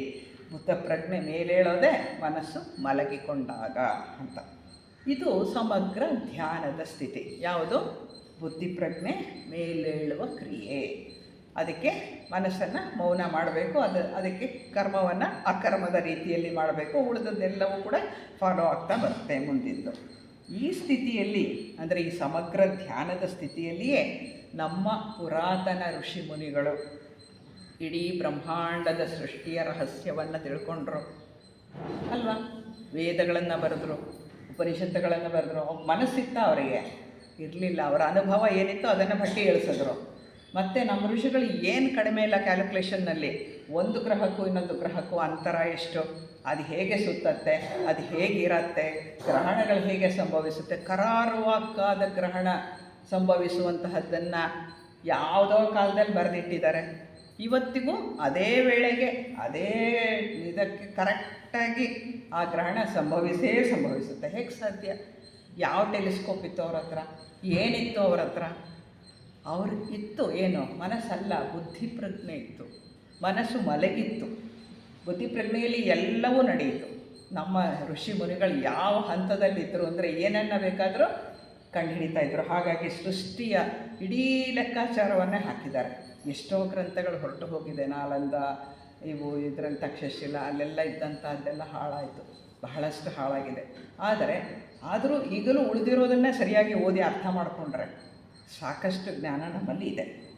ಹೀಗೆ ಎಷ್ಟು ಕರಾರುವಾಕ್ಕಾಗಿ ಅದನ್ನು ತಿಳ್ಕೊಳ್ಳಿಕ್ಕೆ ಸಾಧ್ಯ ಅಂದರೆ ಬರೀ ನಮ್ಮ ಅಂತರಂಗವನ್ನು ಉಪಯೋಗಿಸಿ, ಬುದ್ಧಿ ಪ್ರಜ್ಞೆಯನ್ನು ಉಪಯೋಗಿಸಿ, ಮನಸ್ಸನ್ನು ಮೌನ ಮಾಡಿ ಇಷ್ಟರಿಂದ ಇಷ್ಟೆಲ್ಲ ಆಗಿರೋವಂತಹದ್ದು. ಈಗಿನ ವಿಜ್ಞಾನಿಗಳು ಕೂಡ ಈ ಎಲ್ಲವೂ ಕರಾರುವಾಕ್ಕಾಗಿದೆ ಅನ್ನೋದನ್ನು ಒಪ್ಕೊಂಡಿದ್ದಾರೆ. ಅದರ ಪ್ರಕಾರವೇ ನಡೀತಿದೆ ಅನ್ನೋದನ್ನು ಒಪ್ಕೊಂಡಿದ್ದಾರೆ. ಸಮಗ್ರ ಧ್ಯಾನ ಅಂತ ಅಂದರೆ ನಾವು ಜೀವಿಸುವಂತಹ ಕಲೆ, ಅಂದರೆ ಆರ್ಟ್ ಆಫ್ ಲಿವಿಂಗ್. ನಾವು ಹೇಗೆ ಬದುಕಿರಬೇಕು, ಹೇಗೆ ಜೀವನ ಸಾಗಿಸಬೇಕು ಅನ್ನೋದು. ಅಂದರೆ ಧ್ಯಾನ ಅಂದರೆ ಯಾವುದೋ ಒಂದು ಪಂಥವನ್ನು ಅನುಸರಿಸುವುದಲ್ಲ, ಅದರ ಅಂಧಾನುಕರಣೆ ಅಲ್ಲ, ಮನಸ್ಸಿನ ಏಕಾಗ್ರತೆಯೂ ಅಲ್ಲ. ಅದು ಧ್ಯಾನಕ್ಕೆ ತುಂಬ ಅವಧಾನವುಳ್ಳ ಮನಸ್ಸು ಬೇಕು. ಅಂದರೆ ಖಾಲಿ ಸ್ಪೇಸ್, ಸಿದ್ಧವಾದಂತಹ ಮನಸ್ಸು ಬೇಕು. ಏನೇನೋ ಹುಚ್ಚುಚ್ಚಾಗಿ ಕುಣಿಯುವ ಮನಸ್ಸಿನಿಂದ ಧ್ಯಾನ ಸಾಧ್ಯ ಇಲ್ಲ. ಅದು ಸಮಗ್ರ ಧ್ಯಾನ ಸಾಧ್ಯವೇ ಇಲ್ಲ. ಅದು ಅವಧಾನವುಳ್ಳ ಮನಸ್ಸಾಗಿರಬೇಕು. ಈ ಅವಧಾನವುಳ್ಳ ಮನಸ್ಸಿನಲ್ಲಿ ಸಮಗ್ರ ಧ್ಯಾನ ಸಂಭವಿಸುತ್ತದೆ. ಅದನ್ನು ನಾನು ಮಾಡ್ತೀನಿ ಅಂತ ಅಲ್ಲ, ಅದು ಸಂಭವಿಸುತ್ತದೆ. ಅದನ್ನು ಇಡೀ ಜೀವನವನ್ನು, ಅಂದರೆ ನಮ್ಮ ಜೀವನ ಅಂತ ಅಲ್ಲ, ಇಡೀ ಸಮಗ್ರ ಜೀವನ ಅಂತ ಏನಿದೆ, ಲೈಫ್ ಅಂತ ಏನು ಕರಿತೀವಿ, ಆ ಇಡೀ ಜೀವನವನ್ನು ಅರ್ಥ ಮಾಡಿಕೊಳ್ಳುವಿಕೆಯೇ ಧ್ಯಾನ. ಅಂದರೆ ಈಶ್ವರನ ಸೃಷ್ಟಿ ಕ್ರಿಯೆಯನ್ನು ಅರಿಯುವುದು ಧ್ಯಾನ, ಈಶ್ವರನ ಸಂಸರಣೆಯ ಯೋಜನೆಯನ್ನು ಅರಿಯುವುದು ಧ್ಯಾನ, ಎಲ್ಲವನ್ನು ಒಟ್ಟಾಗಿ ಅರ್ಥ ಮಾಡಿಕೊಳ್ಳೋದು ಧ್ಯಾನ, ಇಡೀ ಚಿಂತನೆಯ ವ್ಯವಸ್ಥೆಯನ್ನು ಅರ್ಥ ಮಾಡಿಕೊಳ್ಳುವುದು ಧ್ಯಾನ, ನಮ್ಮ ಮನಸ್ಸನ್ನು ಅರ್ಥ ಮಾಡ್ಕೊಳ್ಳೋದು ಧ್ಯಾನ. ನಮ್ಮ ಮನಸ್ಸು ಹೇಗೆ ಕೆಲಸ ಮಾಡ್ತಾಯಿದೆ, ಭಾವನೆಗಳು ಹೇಗೆ ಕೆಲಸ ಮಾಡ್ತಾಯಿದೆ, ಅದು ಸರಿ, ಇದು ತಪ್ಪು ಅಂತ ಹೇಳ್ದಲೇ, ಏನನ್ನೂ ಜಡ್ಜ್ ಮಾಡ್ದಲೇ ಇರುವುದನ್ನು ಇರುವ ಹಾಗೆ ನೋಡುವುದೇ ಧ್ಯಾನ. ಕಾನ್ಸ್ಟೆಂಟ್ ಅವೇರ್ನೆಸ್, ಸದಾಕಾಲ ಇರುವಂಥದ್ದು. ಹಾಗಾಗಿ ಸುಮ್ಮನೆ ಲಕ್ಷ್ಯ ಕೊಡುವುದು ಮತ್ತು ಅದರೊಡನೆ ಚಲಿಸುವುದೇ ಧ್ಯಾನ. ಬರೀ ಲಕ್ಷ್ಯ ಕೊಡೋದು ಒಂದೇ ಅಲ್ಲ, ಸದಾ ಚಲಿಸ್ತಾ ಇರುತ್ತೆ ಅದು. ಆ ಚಲಿಸುವುದರೊಂದಿಗೆ ಚಲಿಸುವುದನ್ನು ಧ್ಯಾನ ಅಂತ ಹೇಳಿ ಕರಿತೇವೆ. ಆಗ ಎಲ್ಲ ಆಲೋಚನೆಗಳ ಪ್ರಕ್ರಿಯೆಯನ್ನು ಅರ್ಥ ಮಾಡ್ಕೊಳ್ಳೋಕ್ಕೆ ಪ್ರಾರಂಭ ಮಾಡ್ತೇವೆ. ಈ ಅರಿವಿನಿಂದ ಮಹಾಮೌನ ಉಂಟಾಗುತ್ತೆ. ಈ ಅರಿವಿನಿಂದ ಮಹಾಮೌನ ಉಂಟಾಗುತ್ತೆ. ಮೌನಕ್ಕೆ ನಾವು ಕಷ್ಟಪಡಬೇಕಾಗಿಲ್ಲ, ಕಷ್ಟಪಟ್ಟು ಬರೋದಲ್ಲ, ಪ್ರಯತ್ನ ಮಾಡಿ ಬರೋದಲ್ಲ. ಯಾವಾಗ ಅದರೊಂದಿಗೆ ನಾವು ಚಲಿಸ್ತಾ ಹೋಗ್ತೇವೆ, ನಮ್ಮ ಮನಸ್ಸು ಮೌನವಾಗಿರುತ್ತೆ. ಆ ಚಲನೆಯಲ್ಲಿ ಈ ಮಹಾಮೌನ ಅನ್ನೋದು ಕಾಣಿಸ್ಕೊಳ್ಳುತ್ತೆ. ನಮ್ಮ ಎಲ್ಲ ಆಲೋಚನೆಗಳು, ಎಲ್ಲ ಇವು ಯಾವುದು ಕೂಡ ಸ್ವತಂತ್ರವಾದದ್ದಲ್ಲ, ಹಳೆಯ ನೆನಪಿನಿಂದ ಬಂದಿರುವಂಥದ್ದು ಅನ್ನೋದು ನಮಗೆ ಅರ್ಥ ಆದಾಗ, ಆ ಮೌನ ಅರ್ಥ ಆದಾಗ ಒಂದು ಮೌನ ಬರುತ್ತಲ್ಲ, ಏನೂ ಇಲ್ಲದ ಆ ಒಂದು ಮನಸ್ಸಿನ ಮೌನ, ಆ ಮೌನ ಧ್ಯಾನ ಆಗುತ್ತೆ.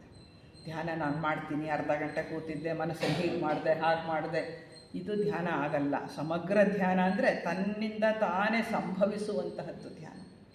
ತಾನೇ ಉಂಟಾಗಬೇಕು, ನಮ್ಮಲ್ಲಿ ಉಂಟಾಗಬೇಕು. ಆ ಸ್ಥಿತಿ ನಮಗೆ ಬರಬೇಕು. ಆಗ ಆ ಧ್ಯಾನ ಕಾಲದಲ್ಲಿ ಧ್ಯಾನ ಮಾಡೋನೇ ಇರೋದಿಲ್ಲ. ಧ್ಯಾನ ಮಾಡೋನಿರ್ತಾನಲ್ಲ, ಅಂದರೆ ನಾನು ಧ್ಯಾನ ಮಾಡ್ತಿದ್ದೀನಿ ಅನ್ನೋ ನಾನೇ ಇಲ್ಲ. ನಾನು ಅನ್ನೋದು ಪೂರ್ತಿಯಾಗಿ ಹೊರಟು ಹೋಗಿಬಿಟ್ಟಿರುತ್ತೆ. ಧ್ಯಾನ ಮಾಡುವವನು ಪೂರ್ತಿಯಾಗಿ ಇಲ್ಲವಾಗುತ್ತಾನೆ. ಏಕೆಂದರೆ ಮನಸ್ಸು ತನ್ನ ಗತಕಾಲದ ಎಲ್ಲ ಸಂಬಂಧಗಳನ್ನು ಕಳೆದುಕೊಂಡು ಹೊಸದಾಗುತ್ತದೆ. ಮನಸ್ಸಿನ ಹಳೆಯ ಎಲ್ಲ ನೆನಪುಗಳು ಹೊರಟು ಹೋದಾಗ ಮನಸ್ಸಿಗೇನಾಗುತ್ತೆ? ಹೊಸ ಮನಸ್ಸಾಗುತ್ತೆ. ಗತಕಾಲದ ಎಲ್ಲವನ್ನ ಕಳ್ಕೊಳ್ಳುತ್ತೆ. ಅದು ಕಳ್ಕೊಂಡಾಗ ಹೊಸ ಮನಸ್ಸಾಗುತ್ತೆ, ಸೂಕ್ಷ್ಮ ಮನಸ್ಸಾಗುತ್ತೆ, ಮೌನ ಮನಸ್ಸಾಗುತ್ತೆ, ಎಲ್ಲವನ್ನ ಸ್ವೀಕರಿಸುವ ಸ್ಥಿತಿಗೆ ಬರುತ್ತೆ. ಹಾಗಾಗಿ ಎಲ್ಲವನ್ನ ಸಂಪೂರ್ಣ ಅರಿವಿನಿಂದ ಗಮನಿಸುವುದೇ ಧ್ಯಾನ. ಹೀಗೆ ಗಮನಿಸ್ತಾ ಇದ್ದಾಗ ಈ ಅರಿವನ್ನು ಹೇಗಪ್ಪ ಅರಿವನ್ನು ಕಲ್ತ್ಕೊಳ್ಳೋದು ಅಂದರೆ ಖಂಡಿತ ಸಾಧ್ಯ ಇಲ್ಲ. ಅರಿವನ್ನು ಕಲಿಸೋದಕ್ಕಾಗಲ್ಲ. ಯಾವುದಾದ್ರೂ ಗ್ರಂಥ ಓದಿ ತಿಳ್ಕೊಂಡೆ ಅಥವಾ ಯಾರೋ ಹೇಳಿದ್ದನ್ನು ಕೇಳಿ ತಿಳ್ಕೊಂಡೆ ಅನ್ನೋದು ಸಾಧ್ಯನೇ ಇಲ್ಲ. ಅರಿವು ತನ್ನಿಂದ ತಾನೇ ಸಂಭವಿಸಬೇಕು. ನಾನಿವಾಗ ಅರಿವಿನಿಂದ ಇದ್ದೀನಿ ಅಂತ ನೀವು ಅಂದ್ಕೊಂಡ್ರೆ ಅಲ್ಲಿ ಅರಿವು ಇರೋದೇ ಇಲ್ಲ, ಹೊರಟೋಗ್ಬಿಟ್ಟಿರುತ್ತೆ. ಅದಕ್ಕೆ ಅರಿವು ಅದು ತಾನೇ ಆಗಬೇಕು. ಆ ರೀತಿ ಆದರೆ ಅದಕ್ಕೆ ಪೂರ್ವ ತಯಾರಿ ನಾವೇ ಮಾಡಬೇಕು. ಪೂರ್ವ ತಯಾರಿ ಇಲ್ಲದಲೇ ಅರಿವು ಬರಲ್ಲ.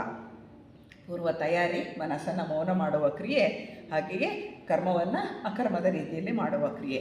ಇದನ್ನು ಮಾಡಿದಾಗ ಏನಾಗುತ್ತೆ? ನಾವು ಸಿದ್ಧರಾಗ್ತೀವಿ. ಸಿದ್ಧರಾದಾಗ ಅರಿವು ಉಂಟಾಗುತ್ತದೆ. ಆ ಮೌನದಲ್ಲಿ ಪ್ರೇಮ ಹೊರಹೋಗುತ್ತೆ. ಅದಕ್ಕೆ ಕೃಷ್ಣಮೂರ್ತಿಯವರು ಹೇಳಿದ್ದು at the feet of the ಮಾಸ್ಟರಲ್ಲಿ, ಪ್ರೇಮ ಒಂದಿದ್ದರೆ ಉಳಿದ ಎಲ್ಲವೂ ಅದನ್ನು ಹಿಂಬಾಲಿಸುತ್ತದೆ ಅಂತಾರೆ. ಪ್ರೇಮ ಒಂದು ಹುಟ್ಟಿದರೆ ಎಲ್ಲವೂ ಅಲ್ಲೇ ಇರುತ್ತೆ. ಬೇರೆದೇನಿದೆ ಇರಲಿಕ್ಕೆ? ಪ್ರೇಮ ಒಂದಿದ್ದರೆ ಸಾಕು, ಎಲ್ಲವೂ ಇರುತ್ತೆ. ಹಾಗೆ ಇರುವಂತಹದ್ದು ಧ್ಯಾನ. ಆಗ ಅನುಭವದ ಸ್ಥಿತಿ ಬರುತ್ತೆ. ಅನುಭವದ ಸ್ಥಿತಿ ಅಲ್ಲ, ಅನುಭವ ಬೇರೆ, ಅನುಭಾವ ಬೇರೆ. ಅನುಭವ ಮನಸ್ಸಿನಿಂದ ಆಗುವ ಕ್ರಿಯೆ, ಅನುಭವ ಬುದ್ಧಿಪ್ರಜ್ಞೆಯಲ್ಲಿ ನಡೆಯುವ ಕ್ರಿಯೆ. ಅನುಭಾವದ ಸ್ಥಿತಿ ಉಂಟಾಗತ್ತೆ ಅಂದರೆ ಬುದ್ಧಿಪ್ರಜ್ಞೆಯಲ್ಲಿ ನಾವಿರ್ತೇವೆ. ಅದು ಧ್ಯಾನದ ಸ್ಥಿತಿ. ಅದು ಸಮಗ್ರ ಧ್ಯಾನವಾಗುವ ಸ್ಥಿತಿ, ಅದು ಸಾಧ್ಯವಾಗುವಂತಹ ಸ್ಥಿತಿ. ಕವಿ ಕುವೆಂಪು ಅವರು ಒಂದು ಕವನ ಹೇಳ್ತಾರೆ, ಅದನ್ನು ಇಲ್ಲಿ ನೆನೆಸ್ಕೊಳ್ದಲೇ ಇದ್ದರೆ ಅದಕ್ಕೆ ಒಂದು ಇದು ಸಾರ್ಥಕತೆಯೇ ಬರಲ್ಲ. ಅವರು ಹೇಳ್ತಾರೆ, ಬಾ ಇಲ್ಲಿ ಸಂಭವಿಸು ಇಂದೆನ್ನ ಹೃದಯದಲ್ಲಿ ನಿತ್ಯವೂ ಅವತರಿಪ ಸತ್ಯಾವತಾರ. ಆಹ್ವಾನ ಮಾಡ್ತಾರೆ, ಕರೀತಾರೆ ಅದನ್ನು. ಯಾವುದನ್ನು? ಆ ಇರುವ ಸತ್ಯತೆಯನ್ನು ನಿತ್ಯ ಅವತರಿಸ್ತೀಯ ನೀನು, ಇವತ್ತು ನನ್ನ ಹೃದಯದಲ್ಲಿ ಅವತರಿಸು ಅಂತ ಕೇಳ್ಕೊಳ್ತಾರೆ. ಬಾಯಲ್ಲಿ ಸಂಭವಿಸು, ನೀನು ಆಗು ಅಂತ ಹೇಳಲಿಲ್ಲ, ನಾನು ಮಾಡ್ಕೊಳ್ತೀನಿ ಅಂತ ಹೇಳಲಿಲ್ಲ. ಬಾಯಲ್ಲಿ ಸಂಭವಿಸು ಅಂತ ಹೇಳ್ತಾರೆ. ಇಂದೆನ್ನ ಹೃದಯದಲ್ಲಿ ನಿತ್ಯವೂ ಅವತರಿಪ ಸತ್ಯಾವತಾರ. ಸದಾಕಾಲ ಇರುವಂಥದ್ದು. ನಿತ್ಯ ಅಂದ್ರೇನು? ಫರ್ ಎವರ್ ಇರುವಂತಹ ಆ ಸತ್ಯ, ಅದನ್ನು ನೀನು ನನ್ನ ಹೃದಯದಲ್ಲಿ ಸಂಭವಿಸು ಅಂತ ಕೇಳ್ತಾರೆ ಅವರು. ಅಂದರೆ ಎಂತಹ ಉನ್ನತ ಸ್ಥಿತಿಯಲ್ಲಿ ಇವು ಬರುತ್ತೆ ಅಂದರೆ, ಬುದ್ಧಿಪ್ರಜ್ಞೆಯ ಉನ್ನತ ಹಂತದ ಸ್ಥಿತಿಯಲ್ಲಷ್ಟೇ ಈ ರೀತಿಯ ಗೀತೆಗಳನ್ನು ರಚನೆ ಮಾಡಲಿಕ್ಕೆ ಸಾಧ್ಯ. ಬೇಂದ್ರೆ ಆಗಲಿ, ಕುವೆಂಪು ಆಗಲಿ, ಈ ಹಂತದ ಇವರು ಡಿ ವಿ ಜಿ ಆಗಲಿ, ಈ ಹಂತದ ಸಾಧಕರು, ಅನುಭಾವಿಗಳು. ಇಂತಹ ಅನುಭವದ ಕವಿತೆಯನ್ನು ಕೇಳುವಾಗ ಕೇಳ್ತಾ ಇದ್ದರೆ ಸಾಕು, ಆ ಕ್ಷಣ ಧ್ಯಾನದ ಸ್ಥಿತಿ ಸಂಭವಿಸ್ಬಿಡುತ್ತೆ. ನಮ್ಮ ಹೃದಯ ಆ ನಿತ್ಯತ್ವದಲ್ಲಿ ನೆಲೆಸಿ ಹೋಗಿಬಿಡುತ್ತೆ. ಪ್ರಯತ್ನ ಮಾಡಿ ನೋಡಿ, ಅಂದರೆ ಕೇಳಿ ನೋಡಿ, ಅದನ್ನು ಪೂರ್ತಿ ಗಮನ ಇಟ್ಟು ಕೇಳಿ ನೋಡಿದ್ರೆ ಖಂಡಿತವಾಗಿ ಇದು ಸಂಭವಿಸಿಬಿಡುತ್ತೆ. ಆ ಅನುಭವ ನಮ್ಮಲ್ಲಿಯೂ ತುಂಬೋದನ್ನು ನಾವು ಕಾಣ್ತೇವೆ. ಅಂದರೆ ನಮ್ಮ ಹೃದಯ ತುಂಬಿ ಬರುತ್ತೆ, ಮನಸ್ಸಲ್ಲಿ ಕೆಲಸ ಮಾಡಲ್ಲ, ಮೌನವಾಗಿ ಎಲ್ಲವನ್ನು ಅನುಭವಿಸ್ತಾ ಇರ್ತೀವಿ ಹೊರತು ಅಲ್ಲಿ ಅನುಭವಿಸುವ ವ್ಯಕ್ತಿ ಅಲ್ಲಿ ಇರೋದಿಲ್ಲ, ಅನುಭವಿಸುವವ ಇಲ್ಲ, ಕರ್ತೃತ್ವ ಇಲ್ಲ. ಆ ಸ್ಥಿತಿಗೆ ನಾವು ಬರ್ತೇವೆ. ಇದು ಶೂನ್ಯ ಸ್ಥಿತಿ ಅಂತ ಹೇಳ್ತಾರೆ, ಅಥವಾ ಶೂನ್ಯ ಸಂಪಾದನೆ. ಶರಣರು ಹೇಳುವಂತೆ ಶೂನ್ಯ ಸ್ಥಿತಿ ಅಲ್ಲ, ಅಥವಾ ಶೂನ್ಯ ಸಂಪಾದನೆಯ ಸ್ಥಿತಿ, ಆ ಶೂನ್ಯವನ್ನು ಸಂಪಾದಿಸುವಂತಹ ಒಂದು ಸ್ಥಿತಿ ಅಂತ ಹೇಳ್ತಾರೆ. ಆಗ ಸಮ್ಯಕ್ ಕಾರ್ಯ, ಭಗವಾನ್ ಬುದ್ಧರು ಹೇಳಿದ್ರಲ್ಲ ಸಮ್ಯಕ್ ಕಾರ್ಯ ಅಂತ, ಆ ಕಾರ್ಯ ನಡೆಯೋದು ಇಲ್ಲಿ. ಅದು ನಡೆಯೋ ಕಾರ್ಯ ಅಲ್ಲ, ಅದು ಸಂಭವಿಸುವ ಕಾರ್ಯ. ಅದು ತನ್ನಿಂದ ತಾನೇ ನಡೆಯುವ ಕಾರ್ಯ, ನಾನು ಮಾಡ್ತೀನಿ ಅನ್ನೋ ಕಾರ್ಯ ಅಲ್ಲ, ಸಂಭವಿಸುವ ಕಾರ್ಯ. ಸಮ್ಯಕ್ ಕಾರ್ಯ ನಮ್ಮಿಂದ ನಡೀತಿರುತ್ತೆ. ಅಂದರೆ ಪ್ರಪಂಚಕ್ಕೆ ಯಾವುದು ಒಳಿತೋ ಅದನ್ನು ಮಾತ್ರವೇ ಮಾಡುವಂತಹದ್ದು ಸಮ್ಯಕ್ ಕಾರ್ಯ. ಅದು ಸಂಭವಿಸುತ್ತದೆ, ಅದು ಆಗಬೇಕು, ಅದು ನಮ್ಮಿಂದ ಆಗತ್ತೆ. ಈ ಸ್ಥಿತಿಯಲ್ಲಿ ಎಲ್ಲ ಕಾರ್ಯಗಳು ಆಗುವಂತಹದ್ದು ಜಗತ್ತಿನ ಒಳಿತಿಗೇನೆ, ಅದು ಬಿಟ್ಟು ಬೇರೆ ಏನೂ ಇಲ್ಲವೇ ಇಲ್ಲ. ಆ ಸ್ಥಿತಿ ಇರುತ್ತೆ. ಅಂದರೆ ಡಿವೈನ್ ಪ್ಲ್ಯಾನ್ಗೆ ಅನುಗುಣವಾಗಿಯೇ ಎಲ್ಲವೂ ಇರುವಂತಹ ಒಂದು ಸ್ಥಿತಿ. ಒಂದು ಸಾರಿ ಒಬ್ಬ ಝೆನ್ ಗುರು ಇದ್ರಂತೆ. ಆ ಝೆನ್ ಗುರು ಕೆಲಸ ಮಾಡ್ತಾ ಇದ್ದಾಗ ಒಬ್ಬ ವ್ಯಕ್ತಿ ಬಂದು ಕೇಳ್ತಾನಂತೆ ಅವರನ್ನು, ನಿಮಗೆ ಅವ್ರಿಗಾಗಲೇ ಜ್ಞಾನೋದಯ ಆಗಿರುತ್ತೆ ಝೆನ್ ಗುರುಗಳಿಗೆ. ನಿಮಗೆ ಜ್ಞಾನೋದಯ ಆಗೋದಕ್ಕೆ ಮುಂಚೆ ಏನು ಕೆಲಸ ಮಾಡ್ತಿದ್ರಿ ಅಂದರೆ ಏನೇನು ಮಾಡ್ತಿದ್ರಿ ನೀವು ಅಂತ. ಆ ಗುರುಗಳು ಹೇಳ್ತಾರೆ, ನೋಡಪ್ಪ, ನನಗೂ ಕೆಲಸ ಮಾಡಲೇಬೇಕು, ಯಾರು ಬದುಕಿರ್ತಾರೋ ಪ್ರತಿಯೊಬ್ಬರು ಕೆಲಸ ಮಾಡಬೇಕು. ನಾನು ಕೆಲಸ ಮಾಡ್ತಿದ್ದೆ. ನಾನು ಕೆಲಸ ಮಾಡ್ತಿದ್ದೀನಿ. ಏನು ಅಂದರೆ, ನನಗೆ ಅಗತ್ಯವಿದ್ದಷ್ಟು ಸೌದೆ ಹೊಡ್ಕೊಳ್ತೇನೆ, ಆಮೇಲೆ ಬಾವಿಯಿಂದ ನೀರು ತರ್ತೇನೆ, ಆಮೇಲೆ ಯಾರು ಅತಿಥಿ ಅಭ್ಯಾಗತರು ಬರ್ತಾರೆ ಅವರನ್ನು ದೇವರೇ ಬಂದರು ಅಂತ ಹೇಳಿ ಅವರನ್ನು ಆಶ್ರಮಕ್ಕೆ ಬಂದ ಪ್ರತಿಯೊಬ್ಬರನ್ನು ಕೂಡ ದೇವರೇ ಬಂದ ಅಂತ ಭಾವಿಸಿ ಅವರನ್ನು ಅತ್ಯಂತ ಪ್ರೀತಿಯಿಂದ ಆಧರಿಸಿ ಸತ್ಕರಿಸಿ ಅವರಿಗೆ ಆತಿಥ್ಯವನ್ನು ನಾನು ಮಾಡ್ತೇನೆ. ಈ ಕೆಲಸ ಮಾಡ್ತೀನಿ. ಉಳಿದ ಸಮಯ ಉಳಿದರೆ ಪ್ರಾರ್ಥನೆ ಮಾಡ್ತೀನಿ, ಧ್ಯಾನ ಮಾಡ್ತೀನಿ ಕೂತ್ಕೊಂಡು. ಇದಿಷ್ಟು ಕೆಲಸ. ಅಂದರೆ ಆಶ್ರಮದಲ್ಲಿ ಏನೇನು ಕೆಲಸ ಆಗಬೇಕು ಆ ಎಲ್ಲ ಕೆಲಸಗಳಲ್ಲಿ ಯಾವುದಾಗತ್ತೆ ಅದನ್ನು ನಾನು ಮಾಡ್ತಾ ಹೋಗ್ತೀನಿ ಅಂತ ಹೇಳ್ತಾರೆ. ಆವಾಗ ಆ ವ್ಯಕ್ತಿ ಕೇಳ್ತಾನೆ, ಹೌದು ಅದೆಲ್ಲ ಅವಾಗ ಮಾಡ್ತಿದ್ರಿ, ಈಗೇನು ಕೆಲಸ ಮಾಡ್ತೀರಾ? ಈಗಾಗಲೇ ನೀವು ಜ್ಞಾನೋದಯ ಆಗ್ಬಿಟ್ಟಿದೆಯಲ್ಲ, ಏನು ಕೆಲಸ ಮಾಡ್ತೀರಾ ಅಂತ. ಅವಾಗ ಅವ್ರು ಹೇಳ್ತಾರೆ, ಅಯ್ಯೋ ಅದು ಹಾಗಂದ್ರೇನಪ್ಪ, ಈಗಲೂ ಅದೇ ಕೆಲಸನ ಮಾಡ್ತಾಯಿದ್ದೀನಿ. ಅದೇ ಕೆಲಸನೇ, ಬೆಳಗ್ಗೆ ಎದ್ದು ಸೌದೆ ಹೊಡಿ, ನೀರು ತಗೊಂಬ, ಯಾರಾದರೂ ಬಂದರೆ ಅವ್ರನ್ನ ಅತಿಥಿ ಸತ್ಕಾರ ಮಾಡು. ಅವನಿಗೆ ಆಶ್ಚರ್ಯ ಆಗುತ್ತೆ, ಅಲ್ಲ ರೀ ಜ್ಞಾನೋದಯ ಆಗಿದೆ ನಿಮಗೆ, ಆದರೂ ಕೂಡ ಅದಕ್ಕೂ ಆಗದೆ ಇರೋದಕ್ಕೂ ಏನು ವ್ಯತ್ಯಾಸನೇ ಇಲ್ವಾ? ಅವಾಗಲೂ ಅದೇ ಮಾಡ್ತಿದ್ರು, ಈಗಲೂ ಅದೇ ಮಾಡ್ತಿರಲ್ಲ, ಏನು ವ್ಯತ್ಯಾಸ ಆಯಿತು ಅಂತ ಕೇಳ್ತಾನೆ ಅವನು. ಅದಕ್ಕೆ ಗುರುಗಳು ಹೇಳ್ತಾರೆ, ವ್ಯತ್ಯಾಸ ಆಗಿರೋದು ಕೆಲಸದಲ್ಲಿ ಅಲ್ಲಪ್ಪ, ವ್ಯತ್ಯಾಸ ಆಗಿರೋದು ನನ್ನಲ್ಲಿ. ನಾನು ಅನ್ನೋದು ಇಲ್ಲ ಈಗ ಅಷ್ಟೇ. ಆಗ ನಾನು ಮಾಡ್ತಿದ್ದೆ, ಈಗ ನಾನು ಮಾಡಲ್ಲ ಅಷ್ಟೇ, ಕೆಲಸ ಮಾತ್ರ ನಡೀತಾ ಇದೆ. ನನ್ನ ದೈನಂದಿನ ಕೆಲಸಗಳಲ್ಲಿ ಯಾವುದೇ ವ್ಯತ್ಯಾಸವಿಲ್ಲ, ನನ್ನ ಕೆಲಸಗಳು ಬದಲಾಗಿಲ್ಲ, ಆದರೆ ಅವುಗಳ ಮಹತ್ವದಲ್ಲಿ ಬದಲಾಗಿದೆ. ಆ ಕೆಲಸದ ಮಹತ್ವ ಏನಿತ್ತು ಅದರಲ್ಲಿ ಬದಲಾಗಿದೆ. ಯಾಕೆಂದರೆ ಈಗ ನಾನು ಪ್ರತಿಯೊಂದು ಕೆಲಸವನ್ನು ಕೂಡ ಕೈಲಾಸದ ರೀತಿಯಲ್ಲಿ ಮಾಡ್ತಾ ಇದ್ದೇನೆ. ಕೈಲಾಸದಲ್ಲಿ ಒಬ್ಬ ವ್ಯಕ್ತಿ ಇದ್ದು ಕೆಲಸ ಮಾಡಿದ್ರೆ ಹೇಗೆ ಮಾಡ್ತಾನೆ, ಆ ರೀತಿ ಎಲ್ಲ ಕೆಲಸನ ನಾನು ಇಲ್ಲಾಶ್ರಮದಲ್ಲಿ ಮಾಡ್ತಾಯಿದ್ದೇನೆ. ಪ್ರತಿಯೊಂದು ಕೆಲಸದಲ್ಲಿಯೂ ಕೈಲಾಸವನ್ನೇ ಕಾಣುತ್ತಿದ್ದೇನೆ. ಅದ್ರ ಜೊತೆಗೆ ಪ್ರತಿಯೊಬ್ಬರಲ್ಲೂ ದೇವರನ್ನೇ ಕಾಣ್ತಾ ಇದ್ದೇನೆ. ಎಲ್ಲರೂ ದೇವರಾಗಿ ಕಾಣ್ತಾ ಇರುವಂತಹ ಕ್ರಿಯೆ ಸುಮ್ಮನೆ ಬರುವಂತಹದ್ದಲ್ಲ. ಅದು ಎಷ್ಟು ಇದಿರಬೇಕು, ಪ್ರತಿಯೊಬ್ಬರಲ್ಲಿಯೂ ಆತ್ಮನನ್ನು ನೋಡುವಂತ ತಾನೇ ನಾವು ಹೇಳೋದು. ಹಾಗೆ ಇಲ್ಲಿ ಹೇಳ್ತಾರೆ, ಪ್ರತಿಯೊಬ್ಬರಲ್ಲಿಯೂ ದೇವರನ್ನು ಕಾಣ್ತಾ ಇದ್ದೇನೆ. ಈಗ ದೇವರ ಹೊರತಾಗಿ ನನಗೆ ಬೇರೇನೂ ಕಾಣಿಸೋದೇ ಇಲ್ಲ. ಇಷ್ಟೇ ಬದಲಾವಣೆ, ಇನ್ನೇನೂ ಇಲ್ಲ. ಅದೇ ಕೆಲಸ ಮಾಡ್ತೀನಿ, ಎಲ್ಲವೂ ಅದೇ. ಆದರೆ ಕೆಲಸದಲ್ಲಿ ಕೈಲಾಸ ಕಾಣ್ತೇನೆ, ಜನರಲ್ಲಿ ದೇವರನ್ನು ಕಾಣ್ತೇನೆ. ನಿಜವಾಗ್ಲೂ ನಾನು ನೋಡ್ತಾ ಇದ್ದೇನೆ, ದೇವರನ್ನು ಬಿಟ್ಟು ನನಗೆ ಬೇರೆ ಏನೂ ಗೊತ್ತಿಲ್ಲ ಅಂತ ಹೇಳ್ತಾರೆ. ಇದೇ ರೀತಿ ನಾವು ಕೂಡ ಸಮಗ್ರ ಧ್ಯಾನ ಸಂಭವಿಸಿದ ನಂತರವೂ ಸದಾಕಾಲ ಅದು ನಮ್ಮ ಜೊತೆಗೆ ಇರುತ್ತೆ.